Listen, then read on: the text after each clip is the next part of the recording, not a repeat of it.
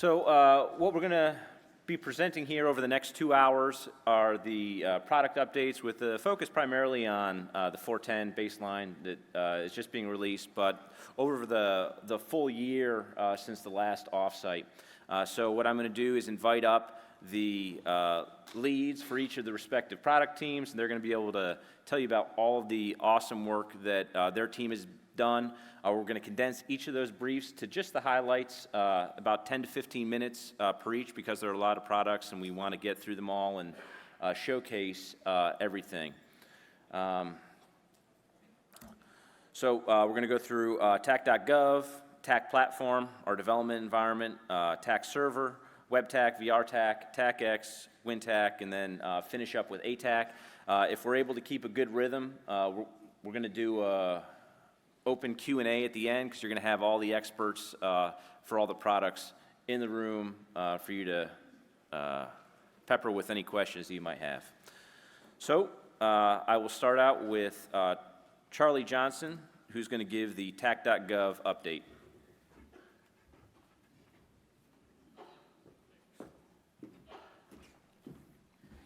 Hey everybody, I'm Charlie Johnson. Thanks, Chris. Right, so straight into TAK.gov update. I've got some notes here. I want to make sure that I hit all these and don't miss anything. So, yeah, it's quite a bit of stuff. So for the admin perspective, there's been work on government contracts features.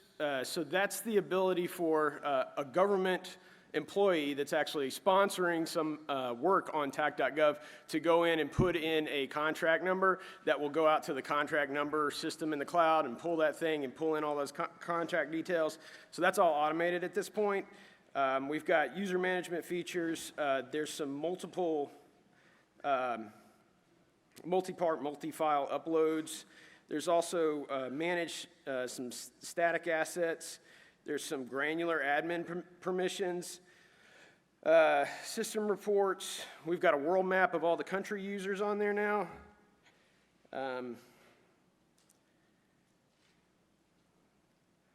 Let's see. Fortify scans is a big one as well. So now for the CSB members, whenever they download any of their artifacts, they're able to download Fortify reports as well that have been audited by those program management folks. The event RSVP work, there's SDK access requests, so the TAKServer configuration wizard, that's been awesome work with the Army software team. Video playlists, plugin updates are continuous. On the back end, there's been a lot of work on the GitLab connector. And yeah. So next, what we're looking at next is a public forum on TAK.gov. So it'll be similar to Mattermost, but it'll be on the front end. So look forward to that work coming out soon. Sorry, I didn't hit these slides. There's the map. There's the government contract FPDS search, the end user registration for the EUD, and that's about it for TAK.gov. So up next is Andrew Carrar with the TAK platform update.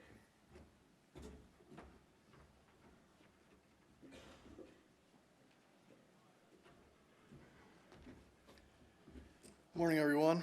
My name is Andrew Carrar. I'm head of platform at the TAK Product Center. So let's go ahead and get started.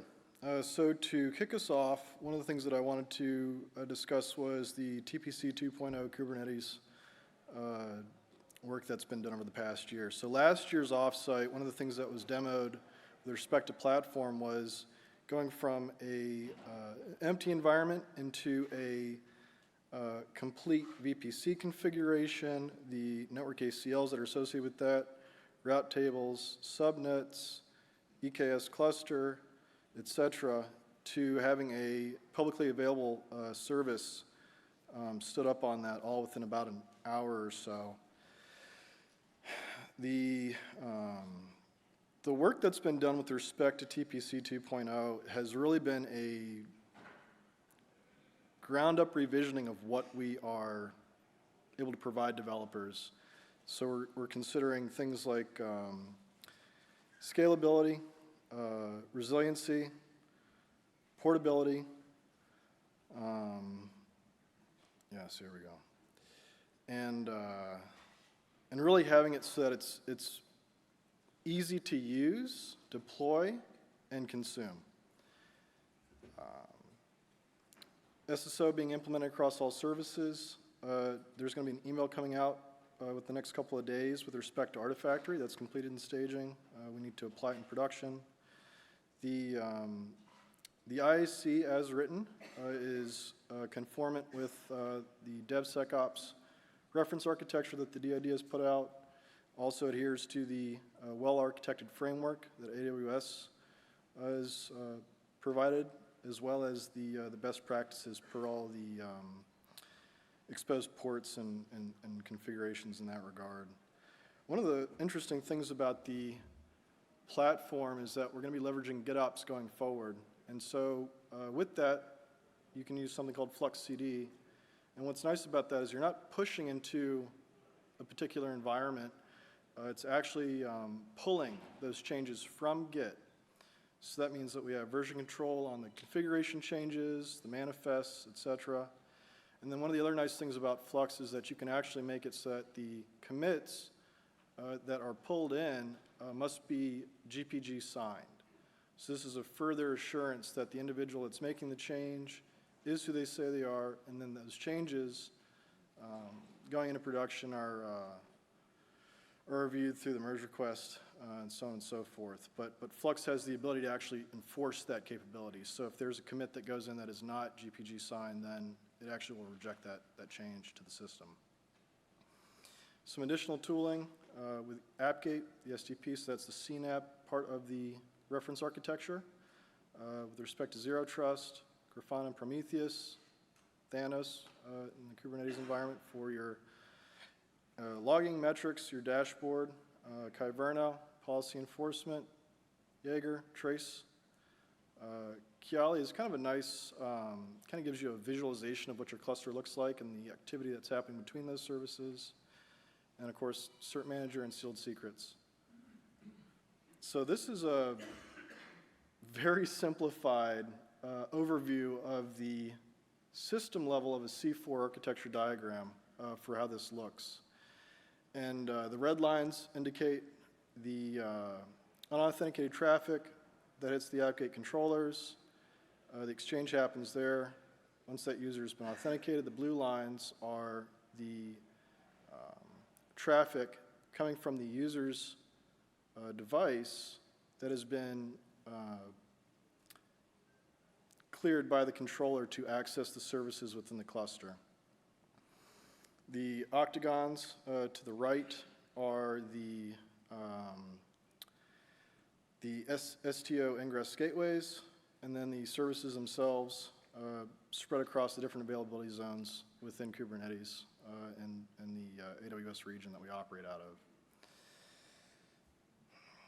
So one of the big things with respect to what we've done over the past year, besides seeing the tremendous growth that we have, is cost savings, because that becomes increasingly important as you grow your user base. There's a couple different things that we did. One of the biggest ones was moving a little over 300 million objects in an S3 bucket to intelligent tiering storage class. That alone has, and it was also honestly the largest bucket that we had. Is a little over 1.3 or 1.4 petabytes of data. And it's one of those interesting engineering problems where the list of objects is over 35 gigabytes. So it's a 35 gigabyte CSV at the end of the day that you need to process. And so if you're using Python or another programming language, that quickly can grow out past the capability of your computer that you're manipulating this document on. So there's some interesting things in there with respect to the inventory lists that S3 puts out, and then that you can configure so that it puts out, and then also the S3 batch capability for processing that. And then ultimately tagging those objects such that if the object has a tag, then it is moved to intelligent tiering if it is not already there. Another thing that we looked into, so with the CI cluster that TPC runs, it's actually all Spot. So that's a huge cost savings across the board for that. The on-demand instances are really for the guaranteed compute, if you will. And then the reserved instances are if you know that those on-demand instances are going to be something that you need in perpetuity, or for at least, I think the shortest that you can do is 6 months. Then you can go and you can get a reserved instance to further decrease your costs. There's also 2 additional services that AWS offers, the Compute Optimizer and the Trusted Advisor. Those tools help you determine whether or not the EC2 instances that you have, the EBS volumes, so on and so forth, are right-sized or not. So you might be underutilizing an EBS volume or an EC2 instance. It's a very nice dashboard that will help you drill down into that information and appropriately adjust it. The Fortify automation that Charlie had just mentioned. So one of the things that we were running into was with the product growth, as well as the pipeline automation that was happening, the Fortify capability was not where it needed to be. So there were, leveraging GitLab CI templates, there's 2 jobs, the Fortify scan job, and then there's a merge reports job.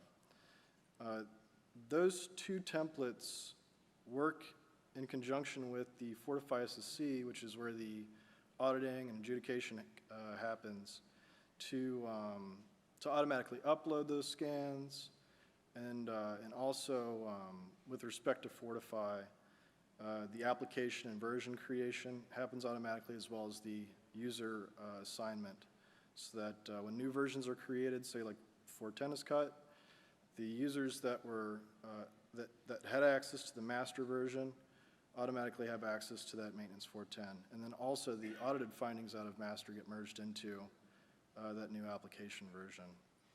So there's a lot of work that was done on that allows those Fortify artifacts for the CSB members to be available in an automated way, and yeah, it was just very interesting work. So one of the things I do at TPC is wear many hats. I'm sure a lot of us do as well. And there's a couple things to be said about how you manage your time effectively. So in my role, these are some things that I've actually found to be pretty effective in kind of not only triaging work, but also maintaining a good cadence. So how many people know toil, as in like a proper definition of toil? Okay. So toil can be defined as something that is manual, repetitive, it's automatable, and there's no enduring value to repeating that same thing over and over again yourself. One of the things that we try to tackle at TPC is reducing and eliminating toil. This is the sort of thing that will eventually eat into your overhead, which is not the same as toil, as well as your backlog.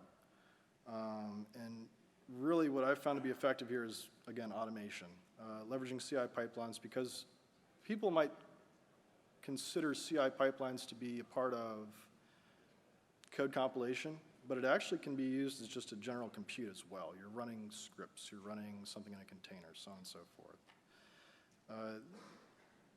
And then when it comes to triaging, I really consider 3 categories. One, is it production impacting for everyone? Is it only certain users that are seeing it?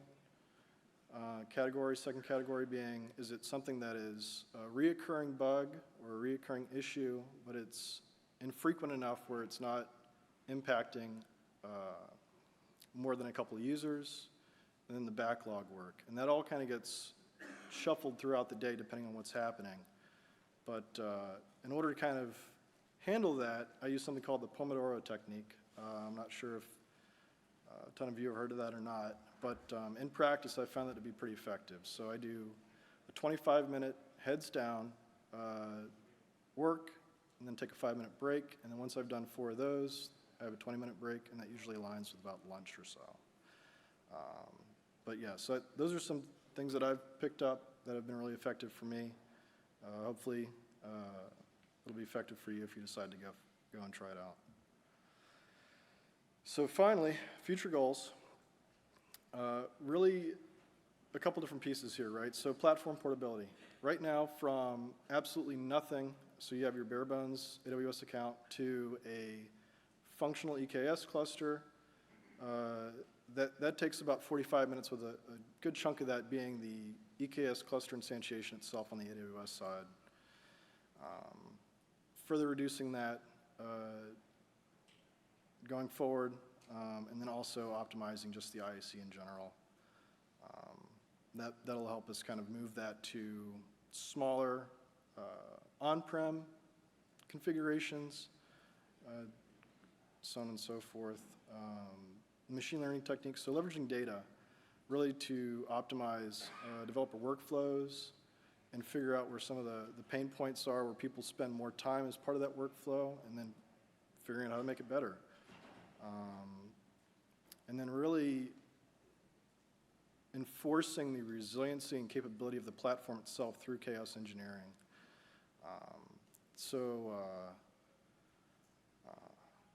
You know, I'm looking forward to that because I think that's a really important part, and that's kind of a long tail when it comes to having a rock-solid foundation to continue to build these products and plugins. Yeah. All right. Thank you. Joe?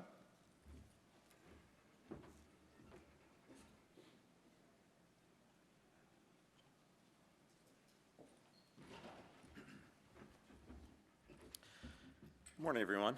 I'm Joe McKettrick. I'm the lead developer for TAKServer. I'm with Raytheon BBN. So I'm going to cover some updates this morning about TAKServer 4.8 through 4.10. Highlights for feature improvements that we've added to the software since approximately the last offsite last year. I'll just cover a little bit about our improvements in dev process, CI and automated testing.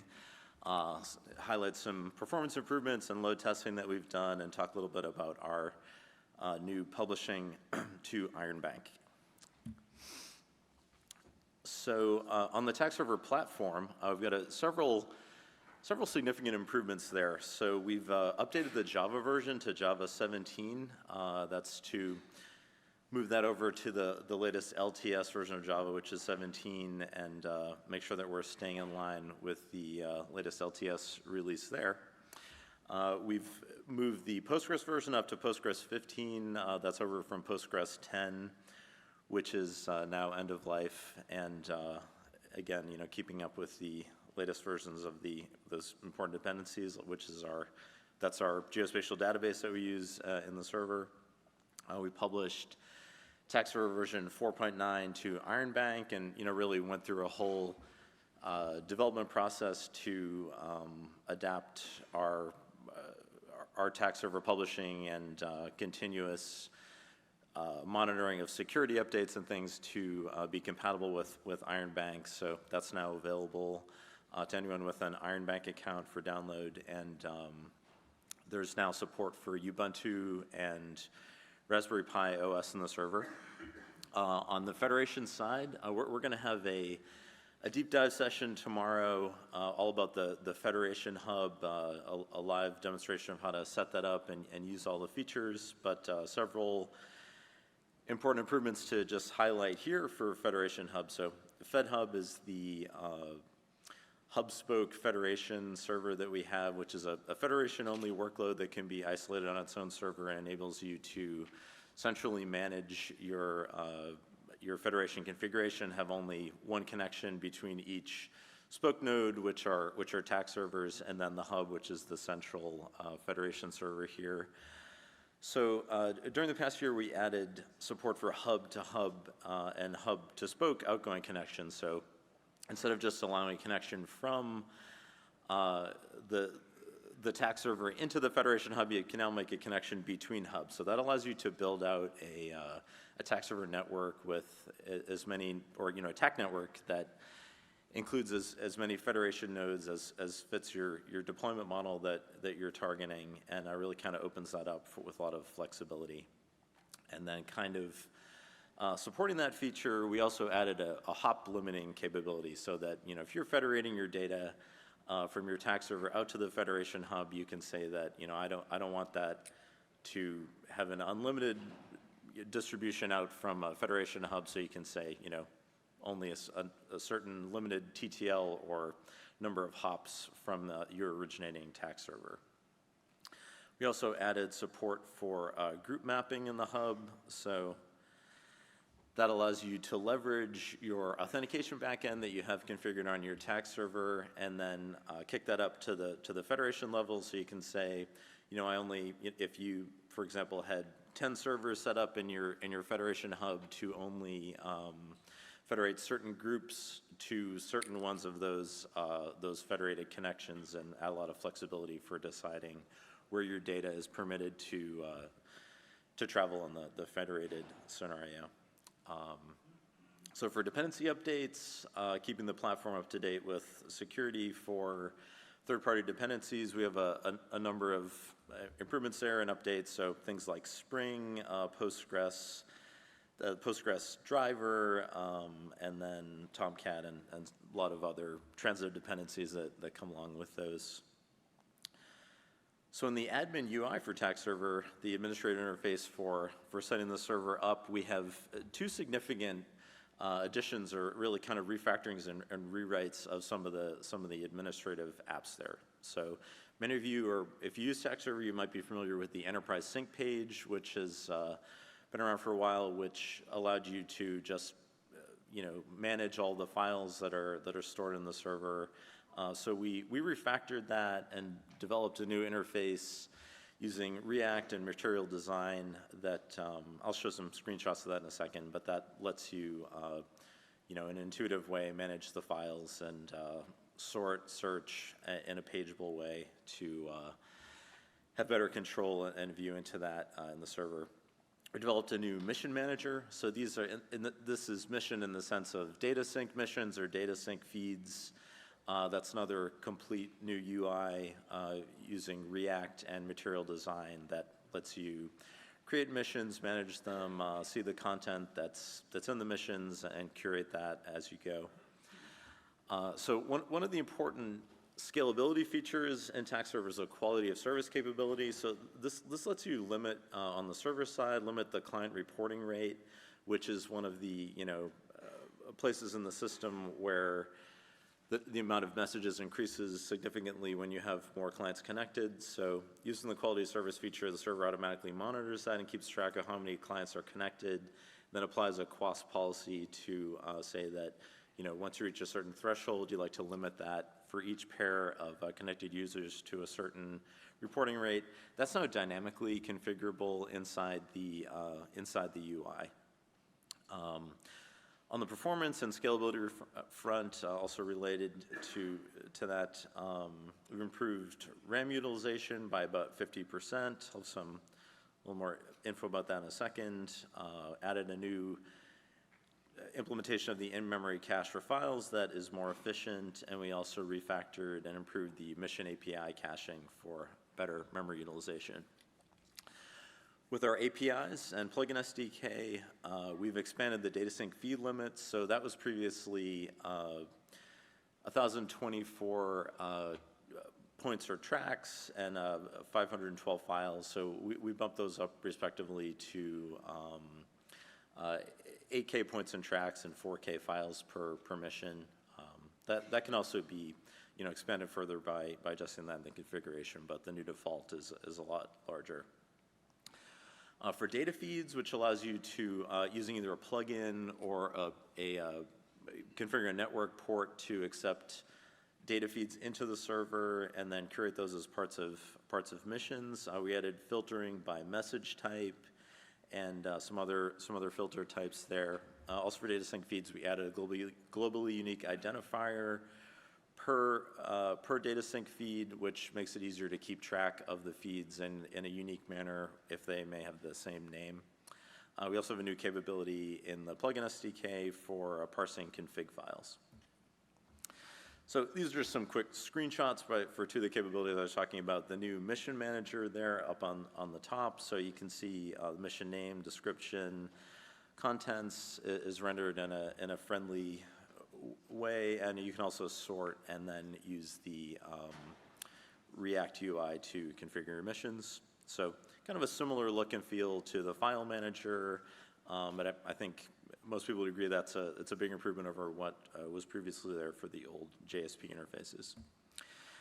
I won't go through all these documentation updates here, but we've made some significant improvements there. So that includes, in line with the update to Java 17, we have instructions for some of the more legacy OSs here that are still in use by some people, including CentOS 7 and Red Hat 7, a way to install Java 17 there, which isn't really fully supported with updates through the Linux package manager for that version, but we've provided some instructions on how to do that. Yeah, some other improvements here, like the database install. For all the Linux install procedures, we really reduced that down to a shorter number of steps and tried to compress it to make that more understandable. We've added a number of new automated tests, so that covers the Federation Hub, integration of plugins, and cluster integration tests, as well as some file federation automated tests. So these tests are all run in the TAK Product Center GitLab CI every time that we make a commit to our build and push that out.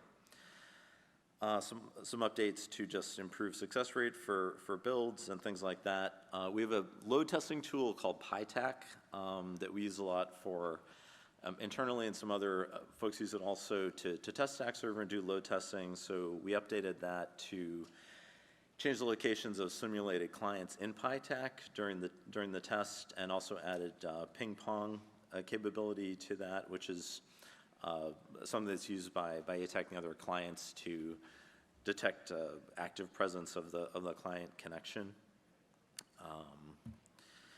So this is just a rendering of our dev process, where you have your developer workstation, where our developers are, making updates, making changes, and developing new features for TAKServer, doing the local build, running that, and then running the unit tests locally.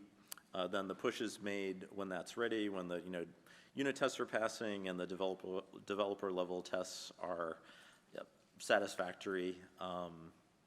We then push the commit out to the TBC GitLab CI, where the full suite of integration tests run. So that's our more comprehensive mechanism for validating the software, maintaining quality, and preventing or detecting any regressions there with the integration tests. So the integration tests actually spin up TAKServers, including federated TAKServers, and then also simulated clients, and then validate a whole slew of scenarios for making sure that the server is performing up to spec. So as I mentioned, we added a few new tests here, and then those are, you'll see in the bottom there, that's the suites of integration tests that we run. In the case of pushes to release builds, which we call maintenance branches, with every commit, or nightly with some other branches like master. So on the performance front, you can see a couple of graphs here. So we did load testing with TAKServer 410 using iTAK, and this particular test was done on a large AWS instance with 18K clients connected. So you can see our metrics dashboard there showing the 18,000 clients connected, and then some of the graphs that we use to instrument the server during the testing process that we're viewing there through CloudWatch, where we push out telemetry using Spring Boot Micrometer into CloudWatch there. Some of the other improvements here for performance include, so I mentioned the new in-memory cache for files. Usage of cache groups is a big one to improve cache memory utilization. We did some adjustments to the Ignite behavior. Ignite is our in-memory data grid that we use for data caching and RPCs between the TAKServer microservices. We added lock-free prevention of cache clears, kind of the more technical level there of what we were doing, but a lot of other improvements like that. Running the API microservice as an API, as an Ignite node, so that improves the cache locality when we're doing things like caching missions or files. And we enable the file cache automatically now whenever a multi-core system is detected. So most servers that you would deploy TAKServer on, you will now get the file cache automatically enabled, which improves performance in terms of latency for file transfers and also memory.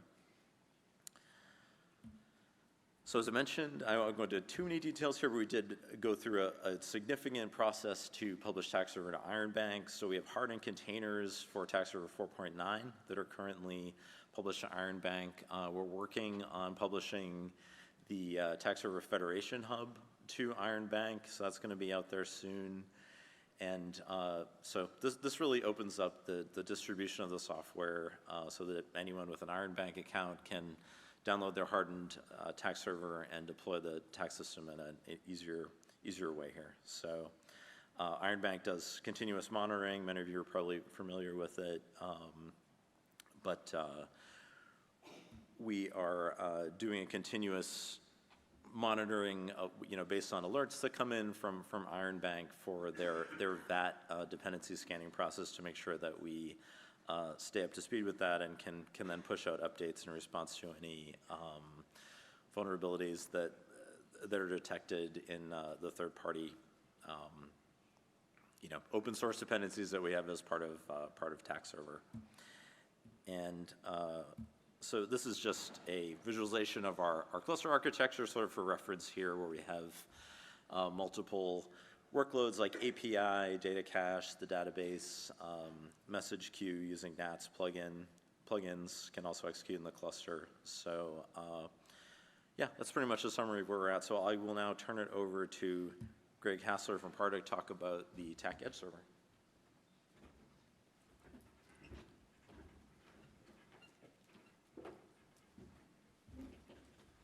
Hi guys, as Joe said, I'm Greg Hassler from PAR. I'm here pinch hitting for Jim Cifarelli and Zach D'Amato. They sent me a couple notes of things that they'd like to share with you guys about some of their work on TAK Edge server. So the first kind of thrust was about automating installation of the TAK server for testing. They took on this work because the wider variety of Linux distributions that we're having to install TAK server for have some differences. And then that can lead to difficulties with the installation scripts. So this was work that they did using Ansible to try to automate that process. And again, just to make testing for them easier. Currently it supports a couple different distributions. They have got Ubuntu, Red Hat, and Rocky Linux currently. They're also working on the Raspberry Pi version of it as well. And the tester is designed with GitLab CI in mind, and they will be able to begin automatically provisioning EC2 instances in the future with it as well. And then the next thing that I'd like to share with you was some scripting work that they did about installing OpenLDAP and OpenFire for supporting testing with XMPP for chat. So if anybody has gone through this process before manually, it can be kind of I forget what the word was that Andrew used, but kind of a toil, if you will, to have to do this over and over again. So to work around this, they developed kind of two main series of scripts. The first script is focused on getting OpenLDAP installed and configured with your users. So the first script that goes with that is simply installing OpenLDAP. Then the second one allows you to specify a CSV file that defines the users that you want to have set up in OpenLDAP to include their name, their groups, and their password at this stage just in plain text. Then you can run that script, which is the OpenLDAP user sync script. That will read that. It'll convert those plain text passwords to encrypted form as well and install those users into the system. When it runs, it gives you some output indicating the changes. So on the left-hand side where it says current groups processing user group file, the colors there denote additions and subtractions that were made to those users' memberships. The second piece is a script for OpenFire. This makes things a lot easier because it will actually download and install OpenFire, and it will perform some basic configuration on it on your behalf and have things set up to authenticate with that OpenLDAP installation. That's my highlights. I believe Kyle is up next.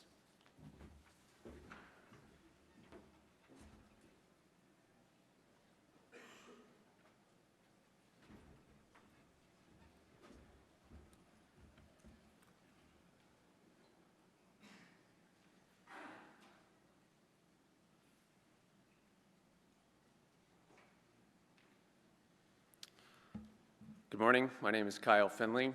I'm with Draper, based out of the Boston area, and I'm the technical lead of WebTAK and have been since it was incepted in 2017. So first off, I just want to say thank you, Chris, for the opportunity to speak. You all are a very smart and capable community and putting out a lot of cool things, and it's an honor and a big responsibility to be a part of what we would call core TAK, and to be listening to you all and trying to take in your feedback as to how we can make our different products better. Some of you have reached out about how WebTAK can be better, and I apologize in advance that we can't get to all of you, but I'm excited today to share what parts of your feedback we have heard and what we have been able to incorporate into WebTAK this year. Before I get into the main highlights, I just wanted to reiterate some of the big wins we see for WebTAK and how it's being used. So it is the web-based version of TAK, which means that if you've got a browser and you've got an internet connection, you've got TAK. And that makes it very powerful for pulling up in a quick situation or pulling up in those situations where you don't have a device already configured. We are shipped with TAKServer, and that means that every time you set up a TAKServer, you've got WebTAK right there as well. When you set up the TAKServer, you get the version of WebTAK that is shipped with it, but you can update that version of WebTAK, and if you have questions about that, happy to answer that after this. Final thing I'll say about that, and that goes into where I want to go with these updates, is that being able to be served up through the server means that you can quickly and rapidly get WebTAK out to your users with no installations involved, and it allows for you to push changes to WebTAK in a rapid and quick way. And so we've seen that be very necessary in the operational environment for all of you. And I'd start with that just to say sometimes there's been confusion about that, and it's tough in this community to get everybody informed on everything. So given the platform, I wanted to make sure to hit those first. Last thing is way of starter information. Our primary customer over the past year has been under SOCOM, operating for the MCS COP program, working to bring WebTAK to be a common operational picture tool for that group. And as a result, a lot of these updates that I'm going to be giving you today are flavored by what MCS COP has been looking for.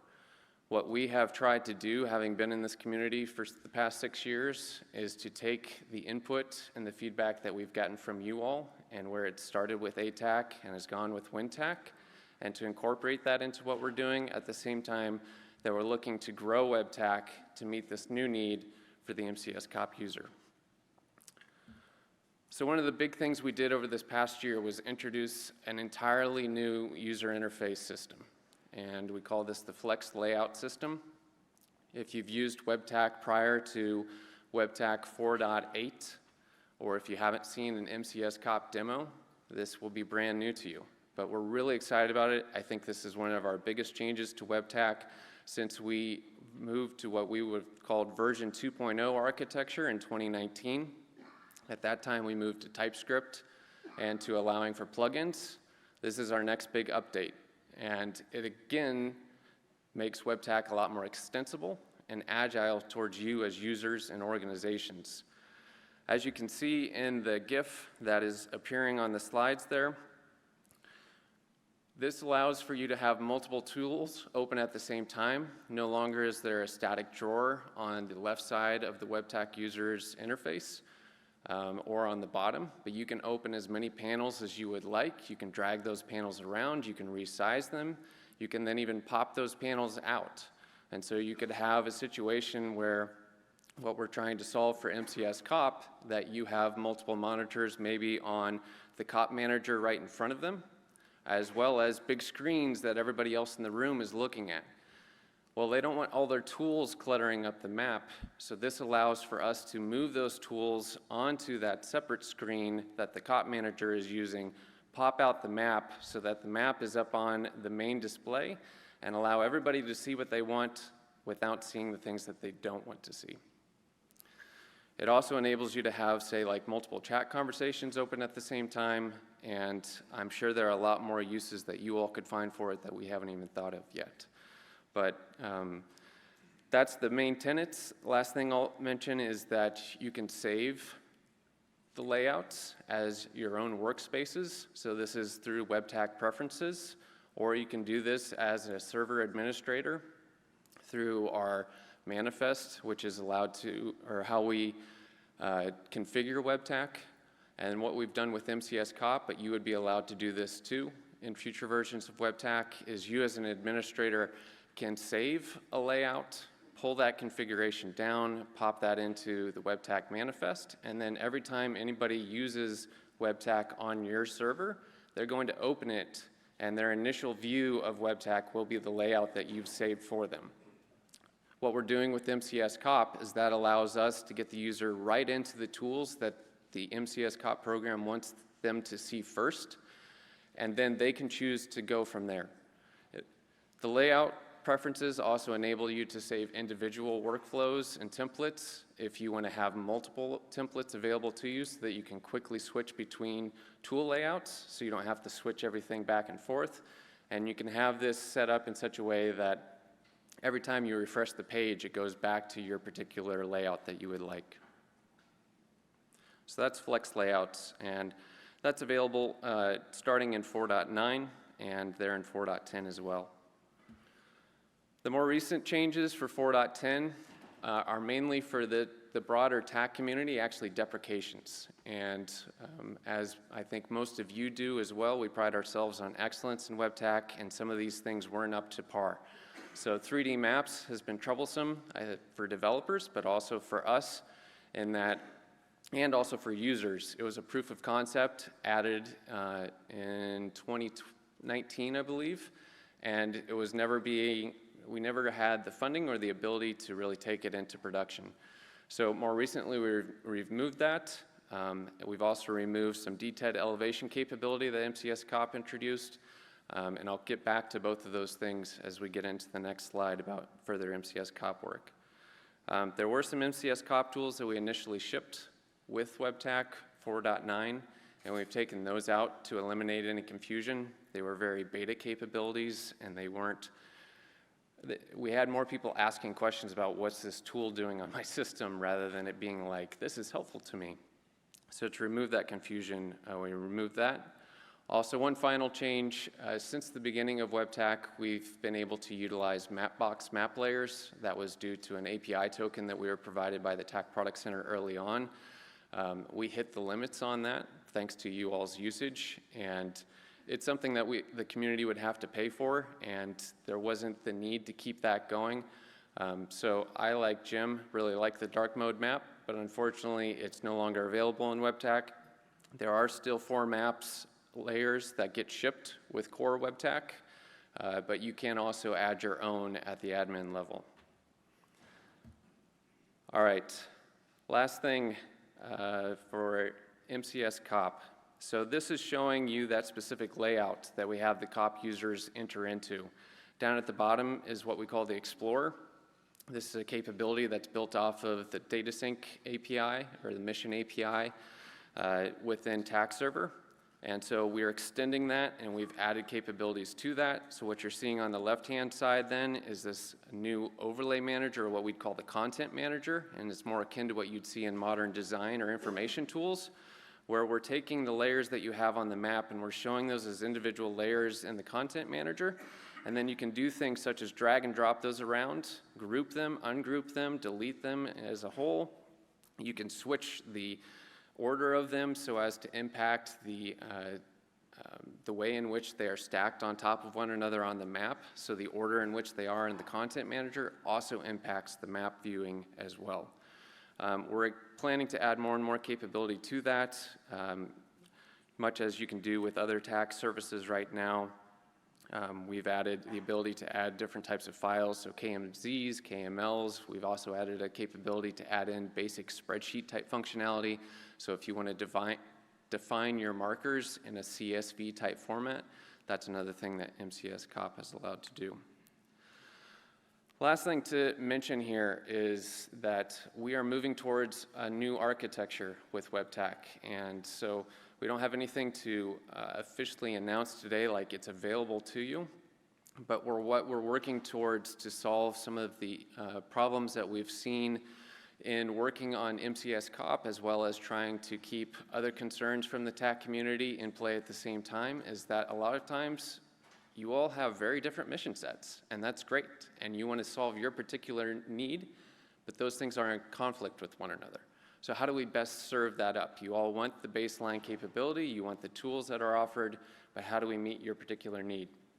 So what we're aiming to move towards with WebTAK, and this is part of that future conversation that needs to be had, but we're moving towards something we're at least internally calling flavors. So think of ice cream.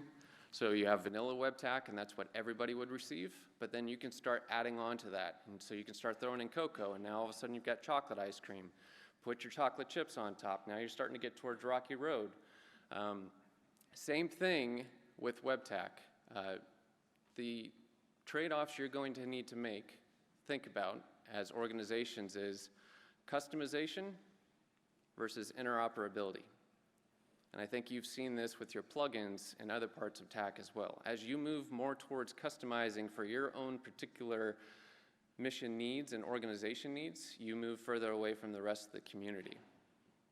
So we want to help balance that by helping you understand where you could stay in line with baseline TAK in terms of using WebTAK, but we also want it to be that you and your developers can go off and develop your own custom build of WebTAK that meets your particular needs.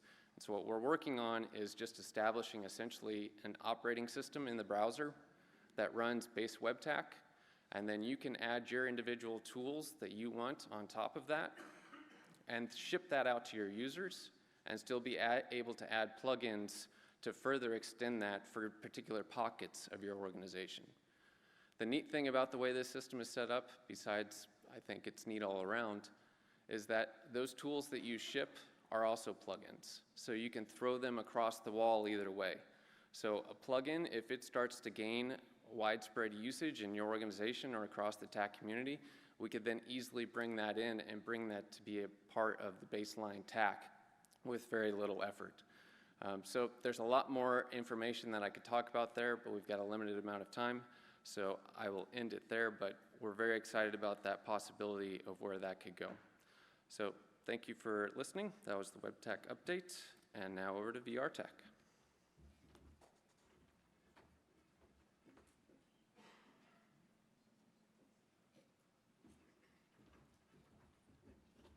Hello, I am Marcia Clover. I'm the PM on the VRTAK development team, and I'll give you guys an update on what's all going on with VRTAK. So right now we just released 4.10. On 4.9 we added a interactive tutorial for keyboard and mouse users, and VRTAK is the virtual reality client for the TAK ecosystem. But you do not need to have a VR headset to run it. You can run it with a keyboard and mouse or a game controller. So for 4.9, we added an interactive tutorial for keyboard and mouse users, and also added more support for new formats for terrain and 3D formats. Now for 4.10, we added a help system with how-to videos, and those videos are hosted on tak.gov. We also added the ability to add, delete, resize monitors in the virtual talk room.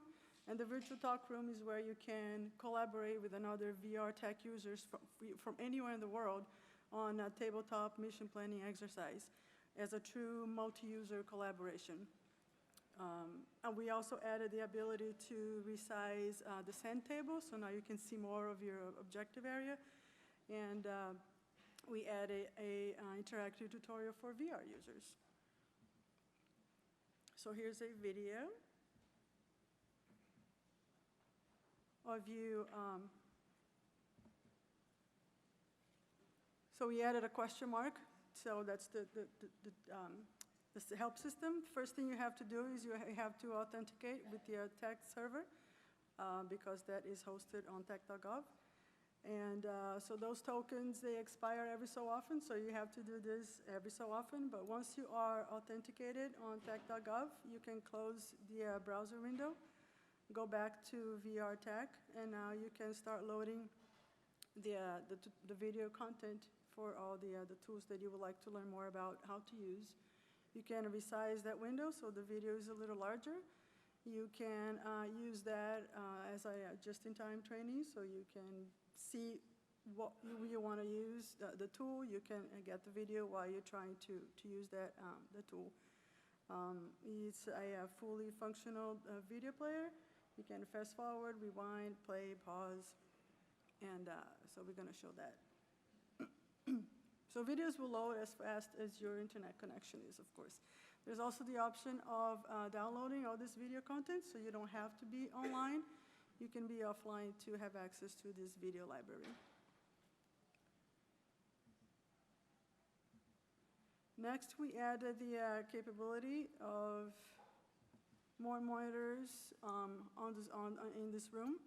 And like I said, this is where you can collaborate with other VR users from anywhere in the world to use the sand table and do a mission plan, so you can place more monitors. WebTAK comes with 6 monitors. You can now add as many as you want. You can define what's feeding those monitors.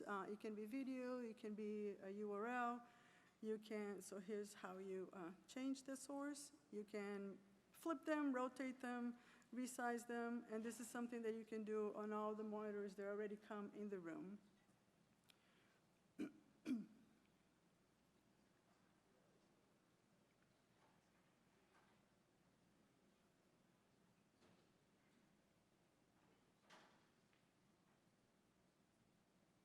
And this is all by clicking on the borders of the monitors, so you have access to the context menu. And you can delete them.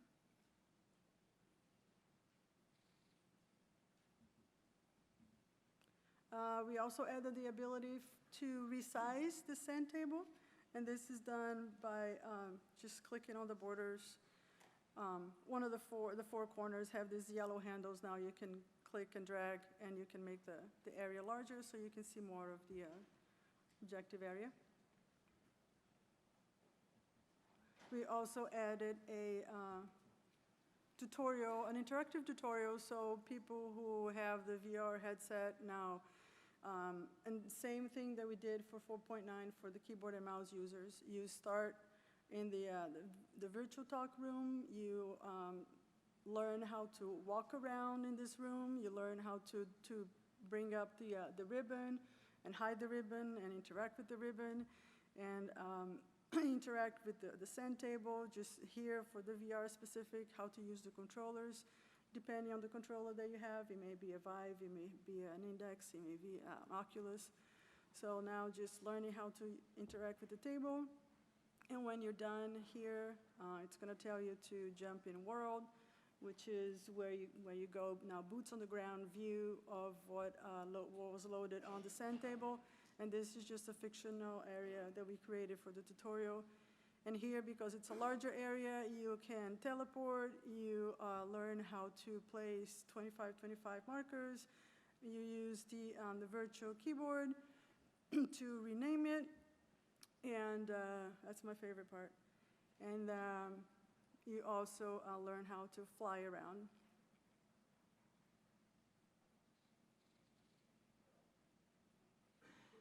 And that's pretty much it.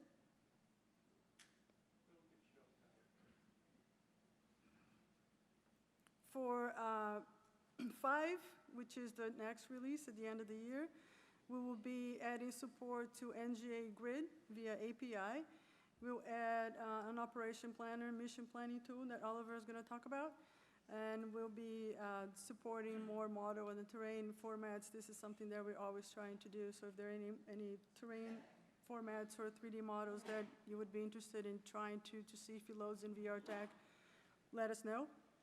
And overall UX improvements. So Oliver is our lead programmer. He's been the lead programmer since the beginning of WebTAK. Hello, I'm Oliver. I'm one of the main programmers on WebTAK. So the mission planner is something that we have done a lot of work on and are planning to release hopefully in the next cycle. The goal of this is to create a set of camera positions that you can then manage over time. And for each camera position, you can fly around in the world, find the exact camera location that you want, and then specify which entities you want to show or hide for that camera position. And by entity, I mean like anything that you've added to the map, like any markup or models or anything like that. So for example, you could have like a building that you want to show, you could have lines showing measurements, and then other lines showing like where the windows and doors are. And you could set up one camera position that just shows the measurements, and then another one that just shows where the windows and doors are and that sort of thing. Once you've established all these camera positions, the next thing is what can you do with it? What we try and do is just make it real easy you can hit a button and export all of the images from each of the camera positions with each of their entities shown or hidden. And then you can use those images on disk to do whatever kind of reports you need to do. Alternatively, if you want to stay within WebTAK, you can switch into a presentation mode, which will give you just a pretty straightforward UI with previous, next, and exit button. And then you can just go through each of those camera locations as you're doing a briefing or whatever you need to do.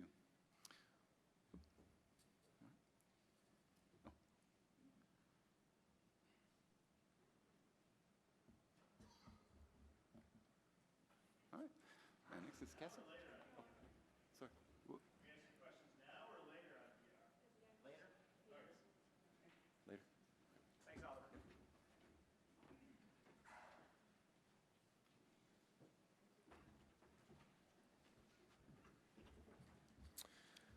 All right, well, good morning. Nate France, professional microphone runner and TAKX product owner. So I share that hat with Adam Ninneman at NavAir. So for those of you not familiar, TAKX is really just the integration of RaptorX into the TAK platform. So that's really what TAKX is. Java-based cross-platform capability, so we do have Windows, Linux, and some Mac OS support. And so that's kind of the goals rolling out. So at 3.4, February of this year, we released the first beta version of TAKX with TAK kernel integrated. I cannot impress on you enough what a lift it was to rip out NASA Whirlwind as the base map engine and put TAK engine, TAK map engine, TAK kernel, TAK comma, and combo in. So really a tremendous amount of work to get 3.4 out. We also released 3.4.1, 3.4.2 this year. Needless to say, when you switch map engines, you are bug rich. We were, so quite a bit of work there. Marching to 3.5, which will be released in the next 2 weeks. Cassie's actually going to give the update on 3.5, so I will save that for later. What I did want to do real quick, but before we kind of go through the technical update, is really talk about the roadmap of TAKX. That seems to be the big question I'm hearing from a lot of folks as we continue to work in beta and move to an official product that's released. So I'm really going to do it from a programmatic level, not necessarily a technical level. If you do want to see the actual technical roadmap, Cassie, who does all my work for me, keeps that updated at each major release that we have. So there is a very well defined roadmap on wiki.tak.gov. So really kind of lay this out in 3 horizons. So horizon 1 is FY23, so this year, how do we get to 5.0? A lot of that is SDK and API maturity. So really the big thing we want to do with TAKX, even in beta right now, is to onboard developers, plug-in developers, to be able to bring your capability to the TAKX platforms and cross-platforms, whether it's Linux, mounted or desktop, Windows, and again, we'll get to Mac, I promise. Still continuing to refine the TAK kernel integration. If you saw Chris's brief yesterday, it's quite robust and it's matured quite a bit over the last year. So there's going to be quite a bit of work just to continue to refine that and make sure that our APIs and everything adhere to the TAK kernel bindings. Also working on distro A, and I say distro A specifically and not open source, so we will not open source TAKX likely until TAK Product Center takes over, as you heard Ryan say this morning, until TAKX takes over. It is a very heavy lift to be able to distribute this product on multiple platforms. So once TAK.gov takes over for distributing open source, that's when we expect to open source the code. Now, once we're distro A, of course, then we'll be able to release the software, which will be hosted on TAK.gov, available to the appropriate communities. So that kind of gets us through Horizon 1 out to 5.0. Horizon 2 will be 2024, 2025 time frame. One of the big things that I've kind of been talking to Ryan about, and really the community, is how do we continue to work on UI and UX simplification? And really what that means is how do we make TAKX look, feel, act more like ATAK? So if I'm an experienced ATAK user, can I jump on this desktop system or on this mounted system that's running TAKX and have limited, if any, training to be able to run that product? So we're going to work quite a bit on that in that Horizon 2 timeframe. Also mature Linux support. So right now it is somewhat limited on what Linux distros we do support, and of course that's going to be based on user need and integration with certain programs. So we're going to continue to work that, and of course continue to refine the mounted version for various customers. Also in that time frame, we'll adopt the feature renderer that you see in ATAK and WinTAK 4.10. Phenomenal capability that we intend to adopt in that 2024 timeline. Finally, I guess I found out this morning with the rest of you, and Ryan gave his brief this morning, we'll also be working on TAKX flavors. So we're going to actually have a Mil version of TAKX, depending on funding, in that same time frame. So finally, Horizon 3, which is 2025 out to that TAK 2030 time frame, is to start to integrate some of those advanced capabilities, TAK-Mil being one of them. It's starting to include some assured positioning capabilities and advanced search. Also get to a much more mature level of enterprise distribution management. And really what that means to me from a programmatic level is to help streamline the integration and adoption. So how do we ease the ATO process? How do we ship the product, basically? And so those will be some of the key themes that you'll see moving out towards that 2030 timeframe. So with that, I'll give it to Cassie, who's going to give the 3.5 update. Hi, everyone. My name is Cassie Bowman. I work at CTI, and I am co-lead of TAKX development along with my counterpart, Larry Strebe, who couldn't be here this week. So yeah, we'll dive in and talk about what's coming out in the next release, which we're still on 3.5. We're going to jump up to 5.0 with the rest of the products on the next release, so that the version numbers will align here very shortly. So in the 3.5 release, which will come out probably next week, certainly early September, here are the main updates that went into that. So as Nate talked about, we've been swapping out the map engine that we were using, which is NASA Whirlwind, to use the same TAK map engine that ATAK and WinTAK are using. So all of those updates that Chris was talking about in the kernel, we're going to get to take advantage of some of those rendering improvements and some of the usability and the performance, which will be great. But as he said, it's been a lift. So it's kind of been a process. So this release took care of a lot of the rendering. So things that were still being rendered by Whirlwind are now deferred to the map engine, including icons, tracks, and routes. There's still some things left, like shapes that are partially rendered by the TAK map engine. We're still kind of slowly peeling away the NASA Whirlwind. So we're getting there. Another feature that came back this release is multiple globes. When we switched over to the TAK map engine, that was a little bit buggy, so we disabled that for the 3.4 release that went out. Just we didn't want people to have a bad experience with that the first time. We've cleaned that up a lot, so I'll show you a screenshot in a second on how you're able to add multiple globes, and it gives you a functionality to be able to see, multiple views on your AOI as needed. Data packages was a pretty important thing that we needed to get integrated. So the 3.4 that's out there right now was already able to talk to TAKServer, send data, send COP messages, things like that. But it didn't really have a whole lot of support for data packages. You could list to them, and that was about it. You couldn't create your own. So now you can create your own. You can send them. We'll see a video on that in a second. Another feature that we added was lasso. So for those of you that are familiar with WinTAK, we modeled it off of how it works in WinTAK. So you can basically use that to select multiple objects to do different things, whether you want to delete them, add them to a data package, export them to other users, things like that. And finally, a lot of work has been happening on chat and contacts. So we added the timeout of contacts. So previously people were like, hey, there's all these extra icons on here that haven't gone away even though, I'm not getting updates from these anymore. So we've integrated that now, so you'll start to see the graying out of contacts. Also support for nested chat groups, that's been added, as well as for teams. So we'll see in a second that you can now chat within your team. That was something that we had to do a little extra work to add. And we've also integrated support for sending directly to contacts. So the first iteration for 3.4, we just broadcast everything.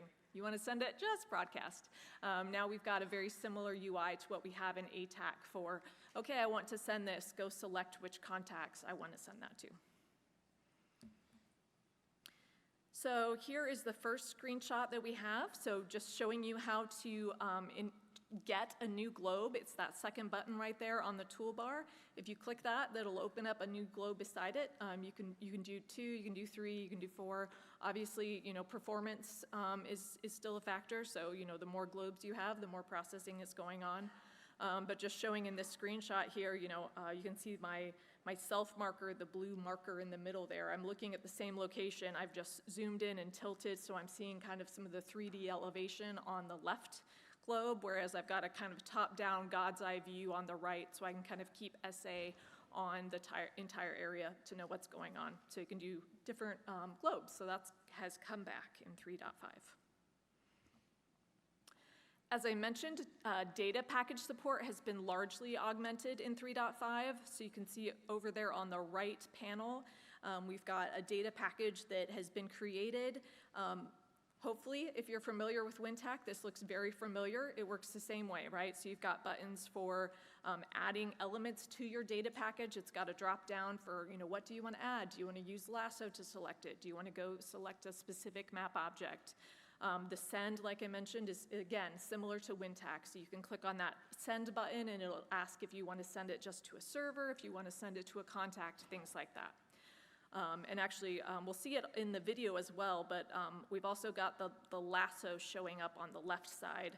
Still a little bit of work to do there to make it look the same as a WinTAK. Part of the reason why we've got a separate panel for that right now is the overlays panel that you have in WinTAK and ATAK. We have a different style of rendering and listing all of those different objects on the globe. We used to call it the Explorer in RaptorX, and we haven't done the work to make that look the same way. And so instead of integrating lasso directly into overlays, we kind of took an intermediate step of making this panel that pops up that, okay, I've selected these items on the map. Do I want to delete them?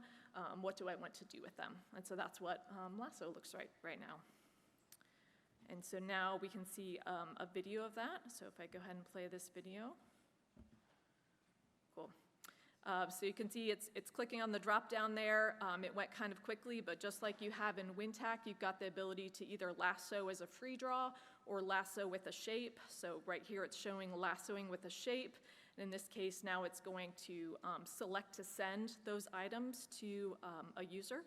And so as soon as it sends those, we've got an ATAK emulator that's going to pop up, and you can kind of see those 2 green objects that got added there. The next one is just showing, okay, yep, you can also lasso with a rectangle, and in this case, it's going to delete the object. So there you go, lasso. So that is a pretty significant feature that we got added for 3.5. And there we go.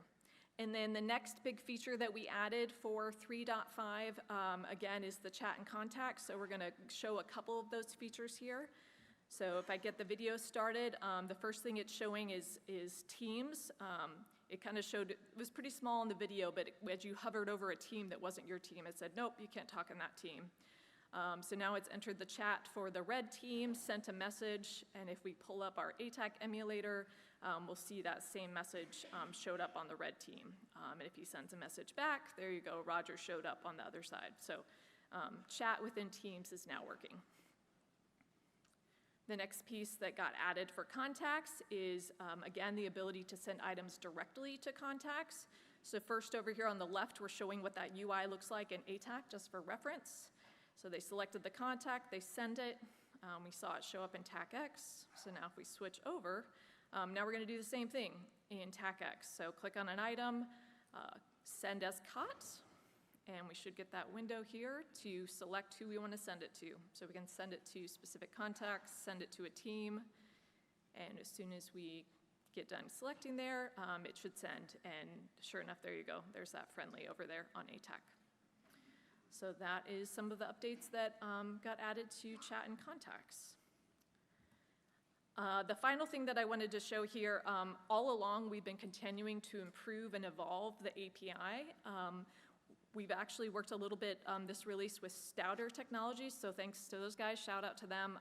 They've been one of the early adopters of TAKX beta, and so they've been working really closely with our team. I think I meet with them once a month and regularly chat with them on Mattermost of, okay, what does your plugin need to do? So one of the things that their Jekyll plugin needed was the ability to integrate into the chat client and add their own contacts. So they worked with us on the API there, and we added some methods in the API.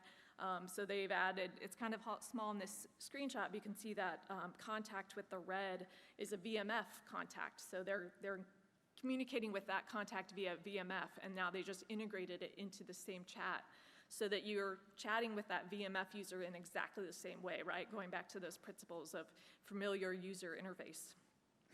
Other things that they've integrated here, you know, they've got their radios that they're talking to, so we worked together on, you know, making sure they knew how to pop out the panels and add different views there. Most of that was already functions that we had, so just making sure that we documented well in the Java docs, and you know, if they reached out and, hey, you know, I need to do this, I can't find it. Okay, that means there's an area to improve. So we went back and added some documentation somewhere. Sometimes we just code up some examples for them and post that to an API examples plugin that we've got out there. So been a big help. I welcome anybody else that wants to come be an early adopter on 3.5. Come to the TAKX channel on Mattermost. We'll help you out. We're happy to support you. If you've got questions, we'll help you find the API that does what you need. Or if we don't support it yet, we'll have the conversation on if we can, you know, update the API to do what you need. Yep. Thanks, Cassie. So yeah, really the reason we wanted to highlight this particular plugin development again, you know, early adopter of the TAKX beta platform. This was an Android, or excuse me, an ATAK plugin. And so we really wanted to show this because really one of the main reasons that we're trying to build out TAKX, being a Java-based platform, is that we can take these Android plugins and the developers can easily adopt them to TAKX. So that's one of the big roadmap pushes that we're you know, kind of trying to lay out for that TAK 2030 strategy. So in this case, they said it was relatively easy, a couple weeks. I tried to follow along the best I could. Cassie obviously was day to day, but it was a relatively quick process, and it is fully functioning in TAKX now. So just want to throw out there, just, you know, kind of close with the TAKX is open for business. So if you're a developer, plugin developer, please, like Cassie said, hit us up on Mattermost and the Confluence page for documentation. And then just the last slide here. So that's what's coming out in 3.5 early next month. So where are we going next? Like I said, we're going to roll over to 5.0. So the versions will be the same as the rest of the TAK products. Here's the things that you can expect in that release. So really just hoping to continue to refine that TAK map engine integration. So finish, you know, moving things that were being rendered from NASA Whirlwind over to the TAK map engine. We just got done adding data packages. Now we're going to add data sync. So that will be kind of one of the big feature adds in 5.0. Range and bearing is going to be another big feature that we start to add. We won't probably get through the whole range and bearing suite of tools, but at least starting with dynamic measure and some of those content. Clear content, that's pretty straightforward. We're going to get that one added. Another big API improvement that you're going to see is tool preferences. So preferences in RaptorX were handled a little bit differently than they are in WinTAK and ATAK. So we've already got some work underway to basically align with how you would see that in a WinTAK or an ATAK, where you go to a common preferences area, and now you can see the tool preferences for all the different plugins. Also going to work on digital pointer tool, and as Nate talked about earlier, releasability for distro A. So those are the big things coming in our next 5.0 release. That's it for TAKX, so we will push over to Sean Bisgrove on WinTAK.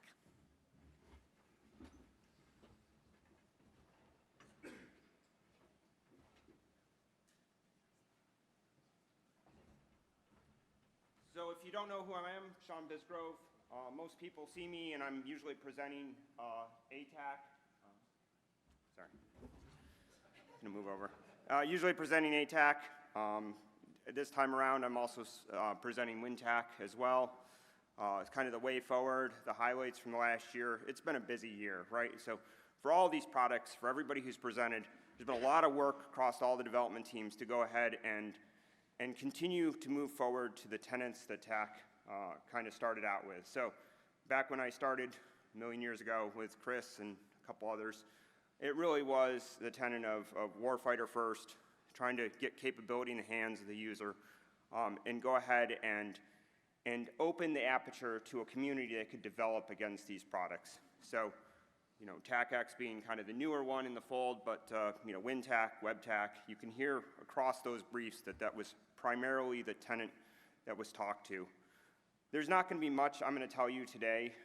It's going to be more actions speak louder than words for WinTAK and ATAK. So I am going to rush through these a little bit faster than I usually would, because I do want to save time for people to ask questions, because I do know there's probably a lot of questions out there for the individual product leads. So for WinTAK, I'm going to go through highlights. We're going to go through a couple videos real fast, and then we're going to do the same thing for ATAK. I don't like to usually read from slides. I'm going to go ahead and just click and get the eye chart up. Primarily the big one, though, is the fact that if you were in Chris's presentation yesterday, the TAK products, generally the desktop products, so that would be TAKX, WinTAK, and ATAK, all make use of that TAK kernel, right? So that TAK kernel is the heartbeat of all of the capability that deals with rendering, deals with common APIs that are used across the desktop, so things like contacts, things like how we pull in imagery, things like how we render imagery. All those things are encompassed in that TAK kernel. So a lot of work this time around was to prove the fact that you could take WinTAK and its legacy rendering that it did have, which was part of TAK kernel and part of something that was just unique to WinTAK, and move it completely over to using the TAK kernel and its full modern, like I would say 2.0 capability, right? So a lot of work Chris Lawrence did and the TAK Product Center team, but also a lot of work on our side to go ahead and prove out that WinTAK could basically remain unchanged moving forward, except for the fact that you have more reliability, faster processing. Okay, so moving through some of the new features, other ones that came across were, we talked briefly yesterday about Mil Standard 6090. What are the pieces of Mil Standard 6090 that we embraced and adopted? You know, basically there's this base event header. Work was done both for WinTAK and ATAK, as well as benefits TAKX, because this was all done as part of the common communication engine, to go ahead and support that extended base event. Everything else is handled higher up at the application level. So, but a lot of good things will come of that. The fact that you're going to now be able to have messages that have that additional information that then can be processed downstream is the benefit there. With WinTAK, the question was always, hey, I have this nice 3D map, but I'm not seeing 3D. Where do I get my DTED? How do I get my DTED loaded? ATAK seems to do it automatically. Why can't we just do this with WinTAK? So we went ahead and brought that feature parity. So again, the other tenet of kind of that TAK Product Center work and across organizations that fund this work is we want feature parity. We want things that we see in ATAK to work in WinTAK, and vice versa. We have things that work in WinTAK that we want to see in ATAK. So a lot of work in that area was to go ahead and bring parity, especially with that downloading of that DTED. Some of the other things were Fortify scans. Again, we heard earlier on from Andrew Carrar about the automation of kind of these Fortify scans through the pipeline. What good's a Fortify scan if you're not going to do anything with it, right? So if it's just a PDF, a document that is generated and then it just lives there and nobody does anything with it, it's worthless. So we went ahead and actually spent quite a bit of time going through our source code and making sure we adjudicated all those high findings and those critical findings as part of the last couple release cycles. And again, this is not just limited to WinTAK or ATAK. This is WinTAK, ATAK, TAKX. This is across the clients, right? Because again, as you're looking at these things, you're saying, hey, these are critical issues, these are critical findings that might be, if we fix it here, we better fix it in these other places too. Because if you can exploit one area and that door closes, you can still exploit these other two areas, right? So again, it comes down to a lot of work was done in that area.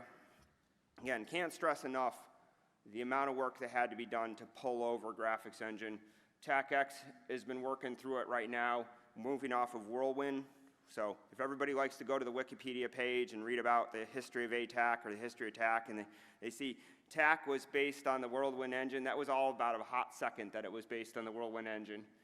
It quickly switched over back in 2010 to that custom engine that originally existed, and then as it was moved forward, it was actually a concept that we formalized, and we said, hey, this is a unique thing that we have as part of TAK that defines a TAK product that we need to go ahead and treat as its own entity and its own product. And obviously, Chris helms that over a period of many years.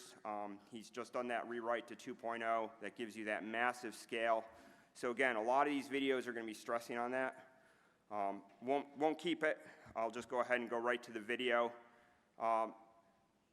Does it automatically play, or do I gotta? Yeah, if you press spacebar again, it'll play. Okay. So this was 4.8, and what you're actually seeing is some jitter here. You're seeing things kind of fill in. He's trying to pinch and zoom, and it's actually not pinching and zooming at all. So there's, and again, if you've used WinTAK, this is the experience of 4.8. I would challenge you to put even 10,000 markers on your screen. You're going to have this really kind of sluggish response. I'm going to go over to the new one, and now you're going to see a slight difference in the video, but you're going to see it to start fill in, but it's going to be one of those ones where he's able to zoom in, smooth as butter. And again, these videos don't do justice. If you actually sit in front of this device and you actually use this device, it is massively improved in terms of performance. Some of the things that people asked for is, right, so when we migrated to the TAK kernel, there's a lot of performance enhancements that ended up occurring even earlier than 4.8. One of these things was net resulted in what was enhanced depth perception, which effectively means is I'm looking out at a long distance and somebody moves closer to me. I actually see them move at a faster rate than that person maybe out in a distance. It's the same classic, I'm looking out a window of a train and I'm fixed on something in the distance. It's not moving nearly as fast as maybe something that's really close to me. So what happened was this gave you, this enhanced depth perception gave you kind of that visual, what's closer to me, what's farther away from me. The net effect was some people said, hey, it looks like my markers are moving around the screen kind of unhinged from the earth. It really comes down to you're looking at something that's closer to you and the earth is still farther away from you, so it seems to float. So we actually went ahead and added a toggle in ATAK, probably around the 4.6 time frame. Again, getting back to feature parity, we added that toggle back in for WinTAK so that you can clamp everything to the ground, so you don't get that behavior in certain situations. Okay. Next, I'd like to talk about this because this is actually one where we had a good idea that came from another organization. They had a tool. They said, hey, we have this thing called, I don't know if they called it a grid slicer at the time or if we just came up with that name. But effectively what it does is it allows you to look across the visibility of your markers on the screen and say, I have hostiles, I have friendlies, I have neutrals, I have unknowns, and then on the top I have ground, I have air, I have sea. I want to toggle some of those so they're less disruptive to my visual presentation on the screen. I don't want to see all the 2525. I might want to turn off, not really concerned with the air picture, so I want to turn those all off. So I can actually click on the air picture and actually turn those off. And it's a gridded display, and I'm going to go ahead and play that video now.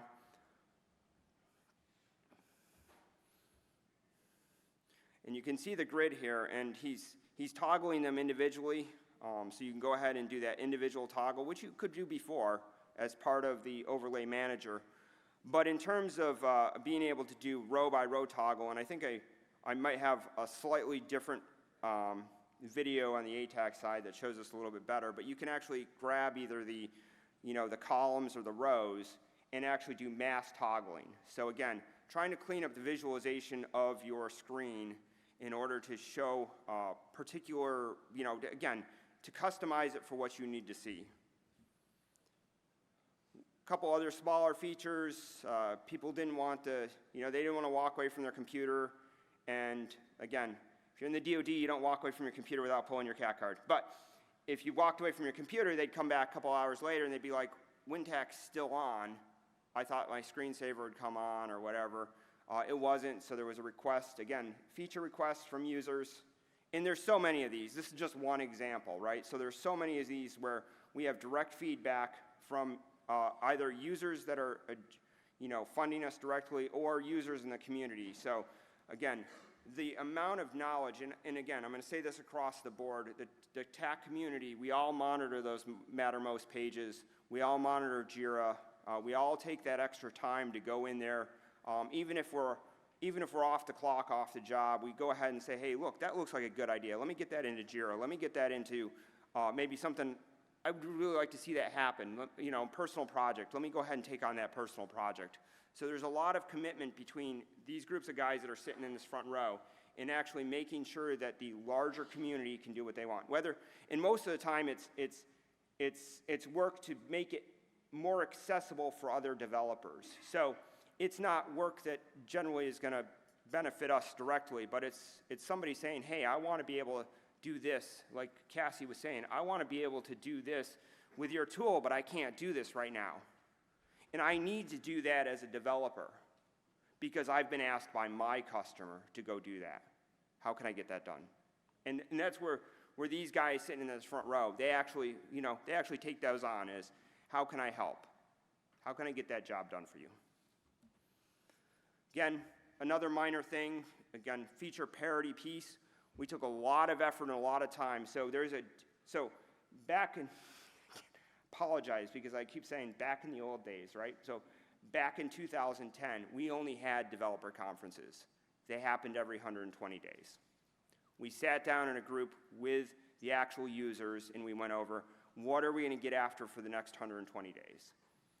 Then we had SOMPI roll in. And then we had other organizations start to roll in. And all of a sudden it said, this is too big. And there's a lot of different customers in this room. And they all stand on various hills, and they're all looking at the problem from different vantage points. That's actually the genesis of this event, right? So the TAK conference is held now outside of what our development conferences are. So all these guys in the front row, we get together basically every 120 days, and we talk about what's going to be the next 120 days. And Chris Lawrence wrangles a group of leads to make sure that we actually say, there's this direction from the TAK Product Center as a whole. What are we going to get after as part of the TAK Product Center? And then what are your individual go-afters as part of your customer?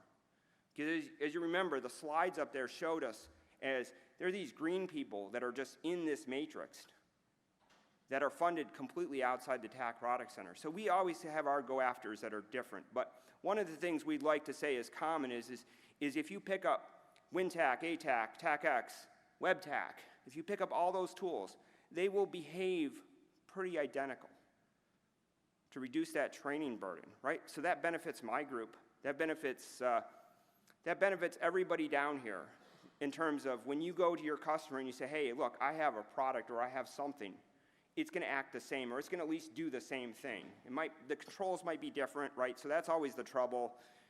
Java on Android, Java on the desktop, C#, all these. There's different controls because they're different user experiences, right? So when I pull out my phone, it's a completely different experience than if I pull out an iPhone. I don't expect my ATAK to look completely like my iTAK device. I expect it to basically function the same. But I do know there's differences, like Apple people like their Apple things, and and Android people like their Android things. So again, quick video showing things we gained when we actually moved over to the TAK kernel rendering engine was simple things like being able to change the size of the font. So this is actually just a simple video where he hard-coded some stuff in, one of the developers, actually my assistant on all this, and he said, hey, look, I can put comic up there, right? So I have all different fonts, now I can start to do things. Why does this help me? Well, it does help in terms of in a cluttered screen or a cluttered situation, if you use a different font or use different styling, it might show up better. So you might want to take and have that kind of luxury to be able to go ahead and change fonts and change stylings. Data package transfer improvements. Again, just improvements, right? So I'm not going to, I can take you through this and I can say, look, this feature got changed, this feature got changed, right? They're great features that got changed, but there was a lot of work to get here, right? So there's a lot of underlying stuff. To show you this is we basically ripped out the back end of how this was all rendered and put in the new stuff. So again, I sympathize when Cassie goes, we got to do the same thing because it is work. But the benefit of the work is that this is truly a cop. You can put 50,000 markers on the screen and you're not sitting there going chug, a chug, a chug, a chug. Or you don't have to train, okay, when you load up this data, you got to turn all the visibility off right away, otherwise you're going to not have a usable experience, right? So, you know, working with some of the guys, they get SNC tracks feeds into their system, right? And these tracks feeds are like for all of Indo-PACOM, all of Africa, all of the European theater, right? That's a lot of data, right? And it's sad because we're looking at this going, boy, this just performs like dog shit. I mean, excuse that, but it performs badly, right? So there was a lot of work to get that to perform to the point where you can say, boy, this is really good. DTED downloader. I can play the video, it just downloads the DTED, right? So you start with nothing, you have something. Plugin extensions, one of those ones where it's a good example of I, as a third-party developer, have a really neat idea or capability or a unique requirement that says, hey, for example, I have a coordinate system that's not used anywhere else but in my location. Or I had, you know, Ralph Kohler at AFRL call me up and say, I use what 3 words a lot. If anybody's familiar with what 3 words, it's just a commercial company out there that basically has said, I can describe every meter on the earth with 3 words. Cool idea. And again, it's a cool idea. But, you know, I had some you know, firefighters and other entities that said, hey, we actually use that. And I'm like, oh, that's pretty cool. So can we make GoTo a little bit more functional so I can plug this stuff in? So when I say I want to go to a place, I can just type in those 3 words and have it work. So I'm going to go ahead and play that video real fast. Again, this is supporting third-party development. Was it beneficial to us to open this up? Not directly, because it doesn't actually open up until the plugin's developed. But you as an organization or group can say, hey, I got this way of entering data into the system that's unique to my organization. And you can go ahead and extend that out. So I'm going to pause there for a second. I'm going to switch over, get everybody's ATAK mindset, and I'm going to say, hello, I'm Sean Bisgrove. I'm the lead ATAK developer. Work closely with Chris Lawrence and actually teams that are outside of my organization. So having said that, ATAK is, you know, there's a bunch of teams that all work on ATAK, and sometimes I feel like I'm just the lead wrangler, but at the end of the day, there's commander's intent, right? The commander's intent comes from TPC, from, you know, some of the things I do, but my commander's intent comes from people like Charlie, comes from my user organization, and at the end of it is the decision is made is what benefits TAK in general is, again, I want to make ATAK flexible enough so that you have your unique requirements. You can build whatever tooling, you can configure it however you want, and you can go solve your own problems. So back in 2014, 2015, we recognized that as a big need, right? That ATAK could not do it all. So we actually developed a pretty cool thing, plugin architecture. How many Android apps out there, you know, do you know, and some people have heard this shtick before, but how many Android apps out there do you know that have plugins, right? There are almost none. I can only name one other one, but it's not even really a plugin per se. We are literally doing cutting-edge technology, cutting-edge work back in 2014, 2015 to recognize that we need to build an Android system that allows for plugins. The piece that we need to get to over the next 18 months is how to deploy those plugins in such a way where it's seamless to user. So it's seamless capability, because I always push back and somebody says, hey, ATAK just needs to do this, because it would make my life a lot easier. And I'm like, well, why can't a plugin be written to do this and make your life easier? Well, plugins are just so hard to deploy. We have proven over the last 12 months that plugins are not hard to deploy if deployed properly. People like Charlie that are sitting down in the front row firsthand know that we can operationally turn a crank, push a button, and actually deploy bleeding edge technology out to users in a no-shit situation where they go ahead and use that technology the very next day with no disruption. So I'm going to go through the highlights real fast. A lot of these things they seem repetitive because guess what? My first tenet is feature parity, right? So if I bring significant rendering processing to WinTAK, I'd like to also bring that to ATAK, right? So there's a lot of work done in 4.9 and 4.10 to get us to the point where 4.10 is going to come out. And I'm going to tell you right now that anybody who's got the Play Store linkage with their phone, anybody's got an Android phone, you should actually see 4.10.0.6, right? So that last number means that it's just going to be continuously released of capability, right? So I was sitting during the last bathroom break, and that's why I stepped out a few times this time around, because I was actually just pushing the button to allow Google to push that. So if you go refresh your button right now, you've gotten continuous delivery, something that was delivered 4 times in the last 2 weeks. Why do we do that? It's because we notice things that users immediately say, hey, could this be just a little bit better? Could you do this a little bit differently?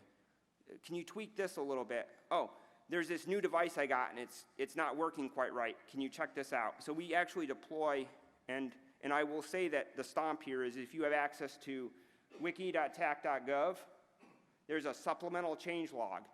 Watch that change log. That is where all the changes get pushed in real time, right? So as I'm pushing the button to tell tak.gov, I got a release that needs to go to tak.gov, I also update that log, right? That log's automatically, if you're watching it, will send you that notification that says, hey, here's the new list. You can look at the list and go, I'm not really ready for this. Oh, I'm going to wait a little while, right?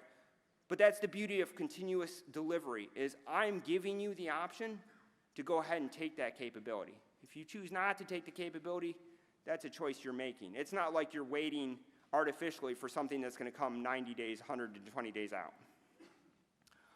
So Mil standard 6090, again, common commo. It serves the basis for WinTAK, ATAK, and TAKX. So all 3 are going to benefit from that.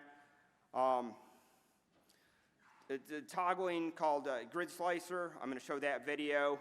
And then content creation. And if I haven't pushed this enough, and I pushed this yesterday when I was invited to come talk off-site for a little bit, which was pretty good because I got some of my thoughts in order, is if you are not using 4.10, first foot stomp, use 4.10. Second foot stomp, if you haven't played around with hashtagging, I mean, when hashtagging came out, I'm like, this is absurd. Nobody's going to want this Twitter-like experience.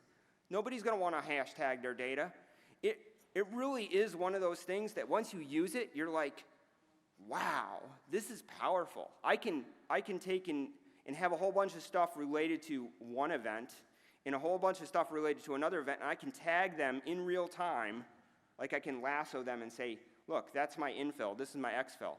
Show my infill, show my exfill. You can toggle those on to your heart's content. You can share those as an atomic unit.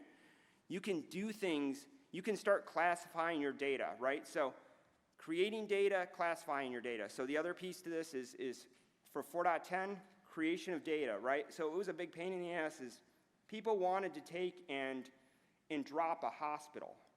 I always just drop a ground marker. Like, that's just my MO, right? Ground marker, ground marker, ground marker. I'm happy. Some people aren't so happy with just ground markers. They want to go dial it in and make sure it's right? Because that's why 2525 exists. So you can dial this stuff in, and you can make actionable information, because clearly if you saw my COP and I shared it all to you, it would just be a bunch of hostels, diamonds, no information, and you'd be like, Sean, what are you doing down there? And I'll be like, I'm creating content. So the problem with that is it was extremely difficult to go ahead and drop some content down and actually have it do something more repeatable, so that if you're dropping a whole bunch of these tanks, like you're trying to make a tank column and share it off, it was difficult. So we put a lot of energy into making that a little bit easier. So everybody likes drone stuff. I'm going to skip down to that. They like drone video. They like feeds. You see a lot of stuff nowadays on the news where you get the camera feed. You got a guy jumping in a trench or something. You're watching all that camera feed stuff. A lot of that's actually more difficult than it looks, right? So a lot of that's pre-recorded. It's local to the guy's device, and then when he comes back, he pulls it off and he plugs it in, and it's like watching a Netflix video you've ordered and it came 2 days later, right? It's not like watching streaming Netflix. So again, we noticed the need for, across all the groups, to have a capability by which you could have the technical jargon is a UVC camera or a USB video camera, which is glorified terms for a webcam. But a lot of these technologies where you plug into a radio and you have your camera on your helmet, all that is a webcam. So we went ahead and we actually developed over the last 3 months or so a capability that is real-time dissemination of that video camera information. And that's available right now out there as part of 4.10 from tak.gov. It's also being deployed as a standalone item on the Play Store. So again, one of those things where I won't really have a demo for that, but I can certainly demo that at any point in the next day and a half. So if you want to come, I'm getting close on time. I apologize, guys. So again, all the other stuff, new features, subterranean, fly mode for 4.9, link EUD, which meant you could link up to tak.gov if you have an account, and you can get all the goodness in terms of the XML files and any of your plugins that you want. It'll allow you to update them. A bunch of other stuff. Again, you can download these slides after, read through them. I'm going to go ahead and show off this real fast. This is 50,000 markers on the screen on a device that's, I believe this was an S9 that I was using, right? So if you want to talk about age of device, this is not even the newest device, right? This is, and I couldn't even replicate this test. I think the next video, I couldn't even replicate this test in a previous version. So this is 4.10 running, it was running, 4.8 just crashed, right? So this, again, speed test for 4.8. I was able to load this. This is actually air corridors over fly no-fly zones over the UK. There's a public website out there that provides all this information. This is a KMZ file, which you can see, again, just stuttering. The frame rate was just atrocious on this. I wish I actually had the ability to show the frame rate in a big, like red, yellow, or green, like good frame rate, bad frame rate, but it was just ferocious. So this is the same speed test on 4.10, and I'm going to go ahead and play it right now. Same data. A lot of work went into this.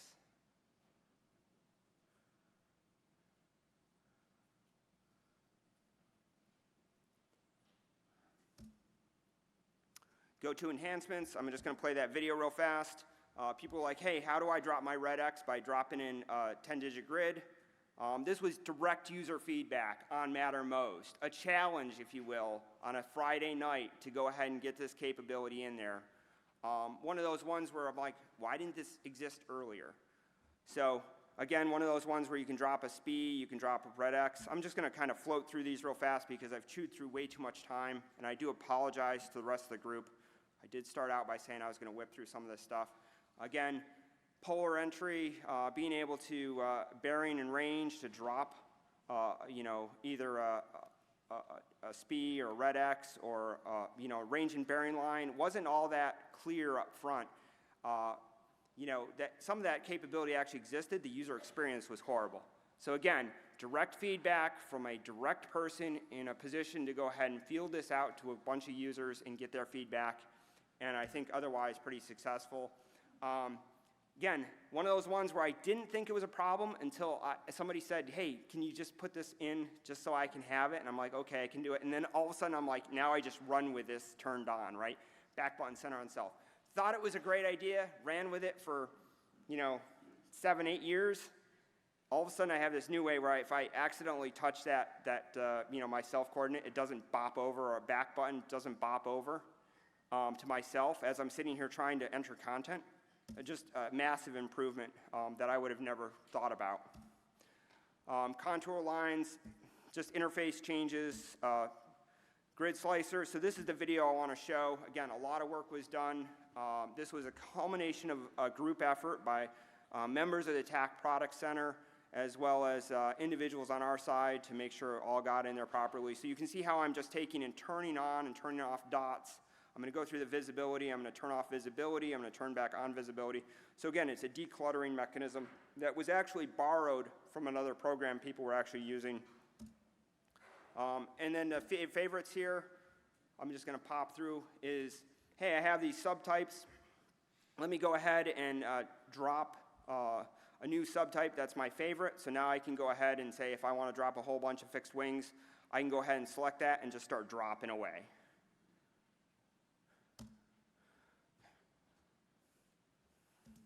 I'm going to go ahead and scroll past this. 3D handling, so now if you have your UAV flyer, or if you're setting off cordons, you can go ahead and have those floating rectangles in the sky, right, that everybody wants to see. Before you drop a shape, you wouldn't be able to see it. So again, great improvement there. I'm not going to play that video. Talk about that helmet cam stuff. I will be here the rest of the week, even Thursday turns out. So if you want to catch with me, we can certainly, I can pull that out and we can demo that for you. So did I miss the one? No, I didn't miss the one. Okay, so effectively I already foot stamped this. It's really stability enhancement, making it easier for plugin developers, pushing code that could be common across WinTAK, TAKX, ATAK down into the kernel where appropriate, to make sure that everybody can benefit from the work we're doing, right? We're a limited size team. We're done so on purpose a little bit. You have too many people working, there's a lot of inefficiency in that, but if you have a tight team that's working together on specific aspects of the problem, you get things done a lot faster, and I think across the board we're a pretty tight team across all the products.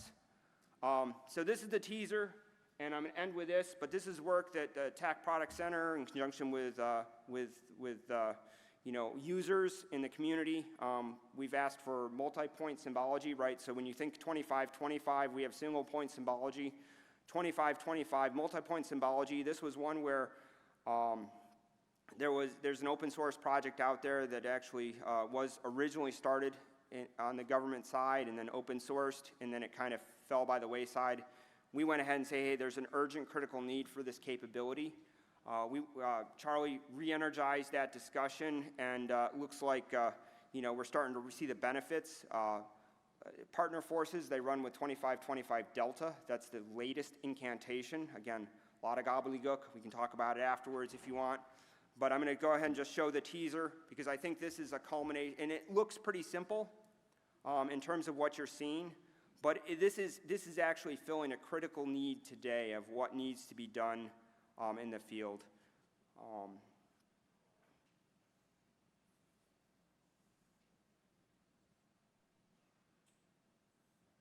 So again, if you're familiar with any of these multi-point symbols, you can kind of appreciate what's going on here. You're basically dropping off a line, or you're dropping off something, and you're saying, hey, turn this line or this shape into this control measure. And again, it came back full circle to yesterday's conversation with some of our end of the day discussions about what types of control measures are looked, what would you look for in control measures that you need to use. So again, right now, foot stomp here, if you used a tool like shape drawing, the user experience is not much different, right? So it should be pretty easy for you to train this to a user. Draw your shape around something, and you can see I've just drawn a box around something. And I'm going ahead and I say I am, the video is, going ahead and going to go ahead and change that so that it actually is a 25-25 delta.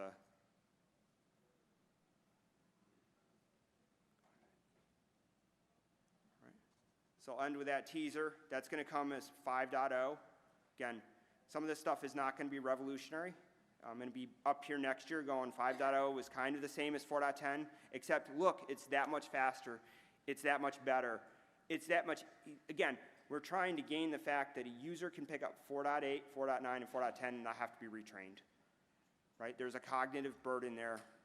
We're introducing stability in a product that's already widely used. So I'll end with that, and then I'll put it over to Chris.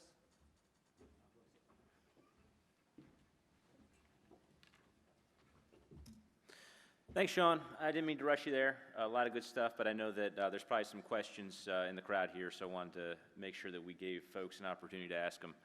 So we are butted up right against lunch. I think that some of us could stay here and answer some questions if they keep coming in.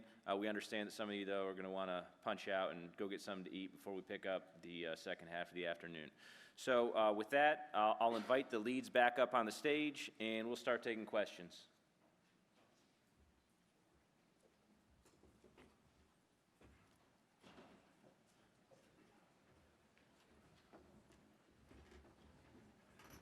Do we have any questions?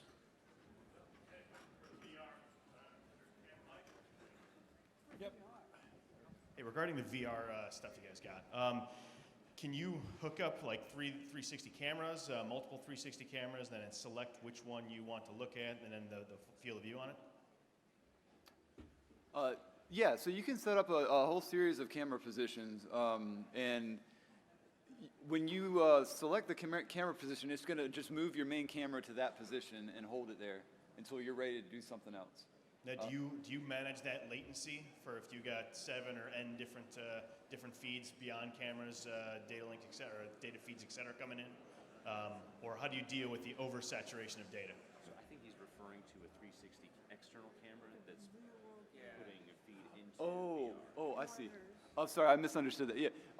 So you can have multiple feeds coming in to like maybe the talk boards. Is that more on point of what you're asking for? And like so you can see that's a little different from the operation planner. But yeah, you can put different feeds on the boards, and you're limited there just with what your network capability is. Like if you have the network to support it, then the WebTAK can render those without any issue. Copy. Thanks. Is that okay? Yeah, hi. First one, we have a lot of choices. We have WebTAK, WinTAK, TAKX. Is there a focus for the future for operational picture, talk usage, or are we doing parallel all three? So I think that that question ends up being guided mostly by what your specific deployment environment is and configuration. So if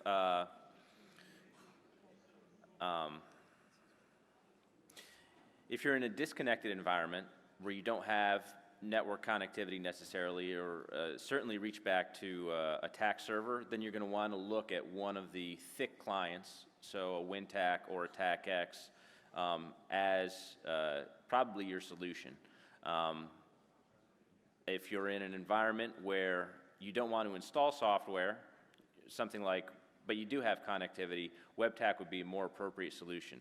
So that's an indirect way of saying that I think we're going to make the products available because we understand that they all fill different configurations and deployments and want to provide options rather than trying to pigeonhole you into a specific solution. Okay, right. Another rather detailed one on TAKServer. Store and forward from messages for the built-in chat function. We are often using OpenFire to handle that, but as you know, if an operator is offline for a few seconds, he may miss a TAK message. Is there a plan to do store and forward? Yeah, there is, that capability exists, store and forward for chat, so you can enable that in the UI, and it'll dynamically turn on. That's already supported, yeah, that exists. Sorry, missed that one. And I'll just end with an idea. For icons and labels, enable it to be visible depending on zoom level. So when you zoom out, you may not want to see all the long labels, just hover over the icon. When you zoom in, you want to see all the steakhouses and restrooms. Yep, appreciate the feedback, and that's something that we've got feedback on from other users as well. We actually have a dedicated user experience engineer, and that's one of the problems he's looked at recently. So I can't tell you a specific version when we're going to update that, but it's definitely a ticket that's got some priority behind it, and we've already started doing some design work to address it. Chris, you got one on the left here, on your left, over here. Is there any plan on doing or incorporating data analytics into the dashboard where I can, instead of seeing the 50,000 icons, it's telling me out of the 50,000 icons, you've got 300 that are red, hostile, land, you know, breaking down the numbers so you can visualize it instead of just seeing all the dots on the map.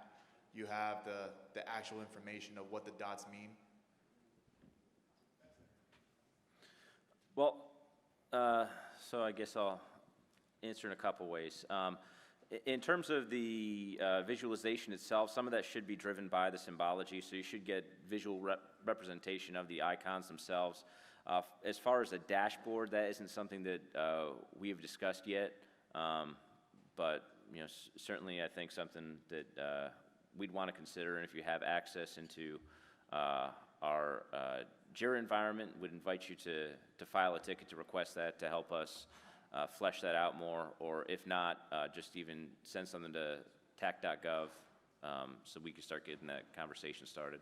But no plans at this point in time for a dashboard feature in the client applications. Good afternoon. I would like to thank the team for doing fantastic work. I have a question. So we have WebTAK, WinTAK, and TAKX. So basically, very similar to the question that the gentleman just asked. So if I'm the very new user, which one should I start with as for developing the COP?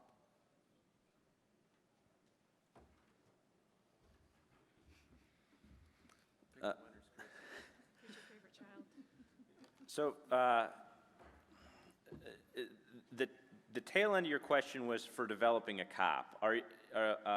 Could you clarify, are you interested in deploying your COP visualization tool, or is it more a question of if you were going to develop a plugin to integrate your custom requirements, which one to consider? So let's say I'm managing my network. I pull data and I populate it into the COP.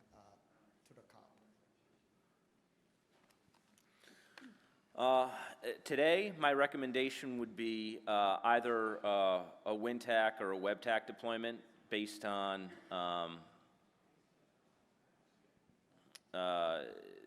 any requirements that you may have in terms of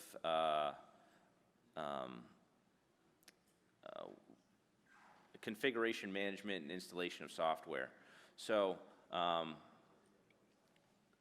and at that point, I would suggest that you actually also evaluate both WinTAK and WebTAK side by side to see which one fits the deal. better for your own specific use cases. You know, with WebTAK, much smaller burden in terms of configuration management because it's just shipping with TAKServer and you simply point it at your browser at that TAKServer URL and you've got a cop up and running.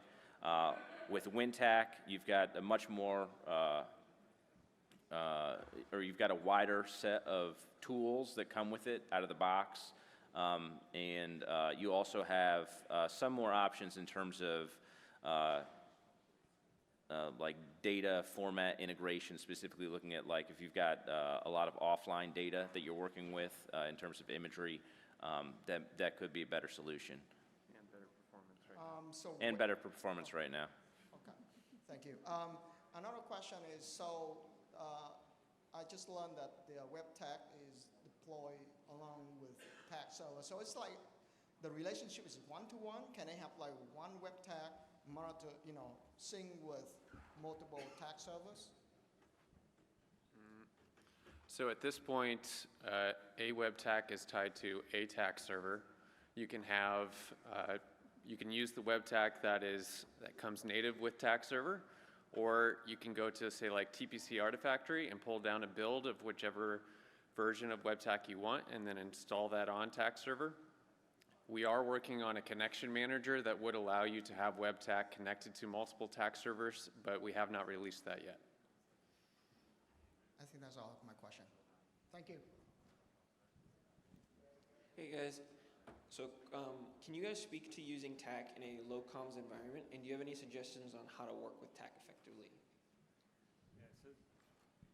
So recently there's been a lot of interest and work in this area. Obviously, we're going to have a presentation either later on today or tomorrow. I can't remember but it's going to be about DARPA Share. The other piece is, though, in a constrained environment, you do have a lot more, you know, things that need to happen, maybe slightly different than maybe DARPA Share would supply. So there's other vendors and other companies out there, a couple in the room actually, that deal with those constrained comms. One of the things we did actually flip the switch for kind of silently is a kind of, you know, if you want to adopt and use it and see how it works. But for TCP constrained communication, we actually have Quick underneath the covers as part of Common Commo, so that's going to be advantageous to both WinTAK, ATAK, as well as TAK-X.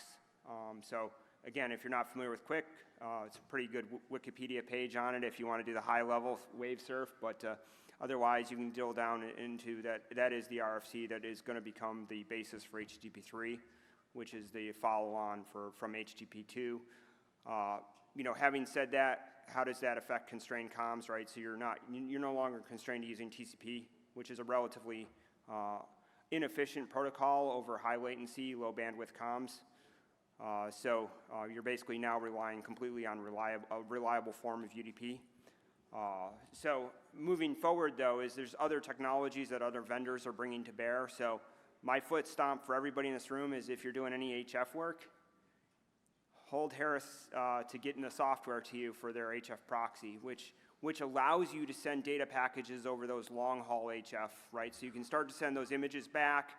You can start to do meaningful things over, you know, what I would have considered 10 years ago as legacy comms, but it is the comms of the future in terms of HF is going to be very important in these highly contested areas moving forward. So again, it's something that was around in World War II.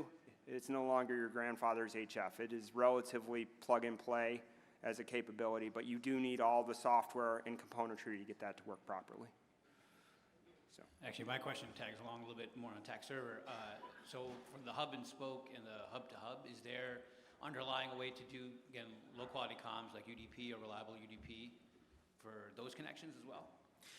Can you repeat the question that you could? Sure, for like the hub and spoke configuration Right. you talked about, and then hub to hub, is there a way to do, you know, again, work on low quality bandwidth, right? We have constraints where just TCP doesn't work very well.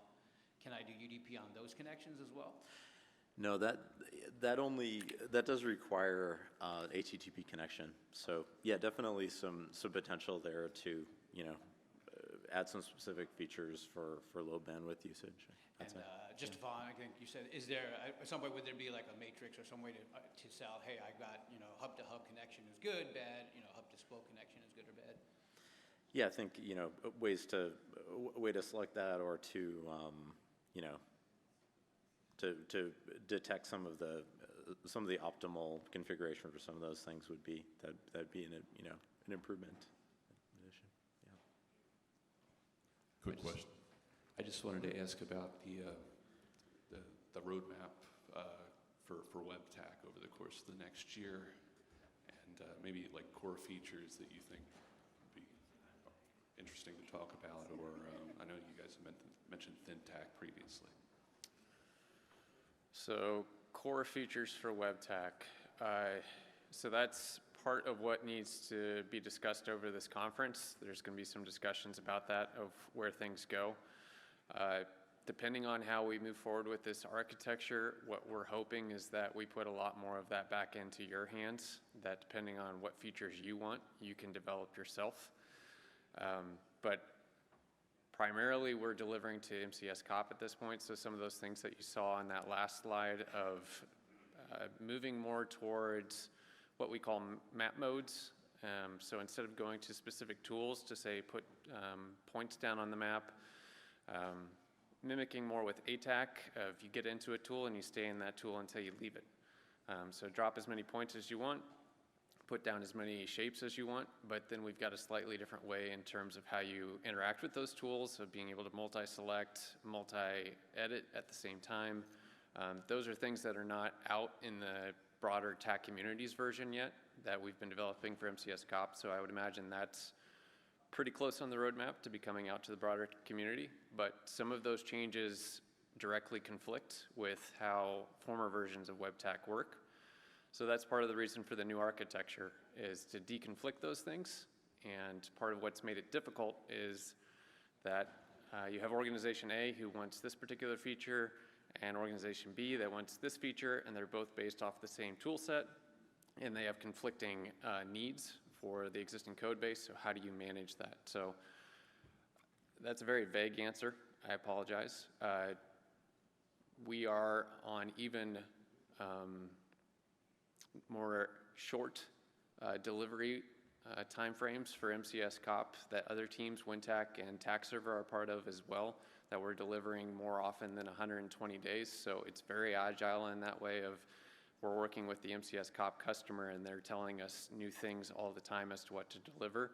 And so we're about to go through a planning exercise with them at the beginning of October that will lay out the next 14 weeks of development for that, and that will line up somewhat with the rest of the TAK community, but it'll also be specific to MCS. That was the first part of your question. Remind me of the second. I just mentioned ThinTAK. ThinTAK. So that is an ongoing effort. We did mention that last year. Essentially what we're aiming to do is, because WebTAK is in the browser, it doesn't have a lot of the same capabilities available to it that, say, ATAK and ThinTAK do by running on a device. We've made some progress on that in funding from the Defense Threat Reduction Agency, DTRA, and we're standing up a base capability that would allow you to build out new services or capabilities that extend or amplify or better improve performance. So you had WinTAK and ATAK showing great performance improvements. We're looking to do the same thing with WebTAK to be able to really improve the amount of markers that you can put on the map. But we're kind of at where we can go in terms of what the browser allows us to do right now without having back-end capability. But a lot of that capability is specific to WebTAK, so there's not a whole need to push that to everybody else at the same time. So it's ongoing, it's not in production, and there will be more to follow. Thank you. Quick question about registering devices to TAK-Gov. Is there a limit on number of devices that can be registered to an account? If there is, I haven't hit it. I would prefer that over to Chris. Is that a question with the link EUD capability that was released? Yet, no limit for your individual account, how many devices you can register. And For purposes of administration, individual devices aren't currently tracked. So if you were to go into your profile on tak.gov and see, I'm going to forget the terminology specifically, but the authorizations you have associated with your account, you'll just see one line item for linked devices. And so if you need to revoke, you revoke them all, and then you have to go back in and add them back again. So I would actually have a question for you, and that is, how many devices are you linking to an account, and does that granular kind of management, is that an important feature? Yeah, so it is. So I'm looking at, right now, the inventory is 75. So that goes back to another question is, have you thought about reversing that so I don't have to enter in 75 different alphanumeric authorizations where I can do maybe a scan, a QR code scan for these devices. And yes, it would be helpful if I could remove those if a device was lost or went to an entity that doesn't require or doesn't get tak.gov. All right, so on the latter part, we'll take note of that and write that up as an enhancement. It was something that we discussed, and the former was actually something we discussed as well, specifically about a QR code-based workflow. That was the initial direction we were going to go in, but we went back to an alphanumeric, mainly due to concern about the QR code being prohibitive to some users depending on what environment they were in and trying to take a picture of a QR code on the screen. But now that we have the initial capability out, again, we can make a note and revisit that QR code, because it's not, we can have multiple methods for doing that authorization. It's not just locked to a single one based on the technology we've got in the back end. Okay, and last question, is this going to carry over to WebTAK, TAKX as like a link? Yeah, the plan is to deploy this, the link EUD capability to all the different platforms to allow for a direct provisioning of plugins, resource files from tak.gov if a user wants to link their account with their device.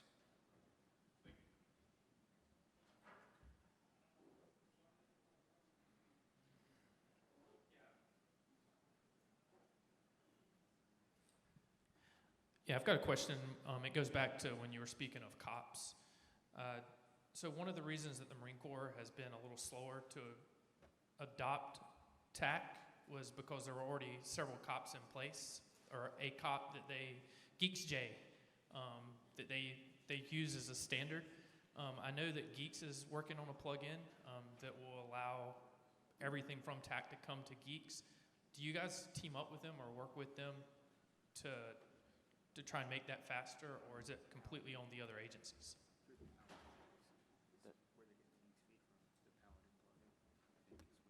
Well, I can speak to that for WebTAK too. Yeah, okay. Well, I'll start real fast and just start real fast and say that there is a Mattermost channel where there's some Paladin developers going ahead and linking the GCCSJ feed into ATAK bidirectionally. So there is work being done in that regard, whether it's as fully scoped as you'd probably like. Maybe it's best to maybe get invited to that Mattermost channel, and then you can offer some input and maybe provide some guidance to the developer level, so they have some understanding of where you're standing in terms of what you're looking for. And then I'll have Kyle go ahead and talk to the WebTAK side. So briefly for WebTAK and also for WinTAK with our MCS COP work, there's a part of that program where they're working with the UDL, or the Unified Data Lake, and GeeksJ is part of that. And so that data is being provided back up from that data lake.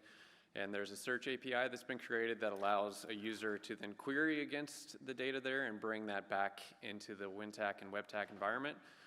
So both WebTAK and WinTAK are in the stages of bringing that data back in, and that's in progress.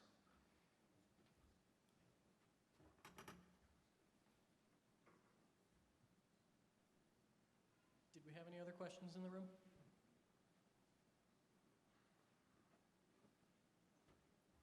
All right, then I think we're all going to break for lunch. David, can you do a quick picture for us?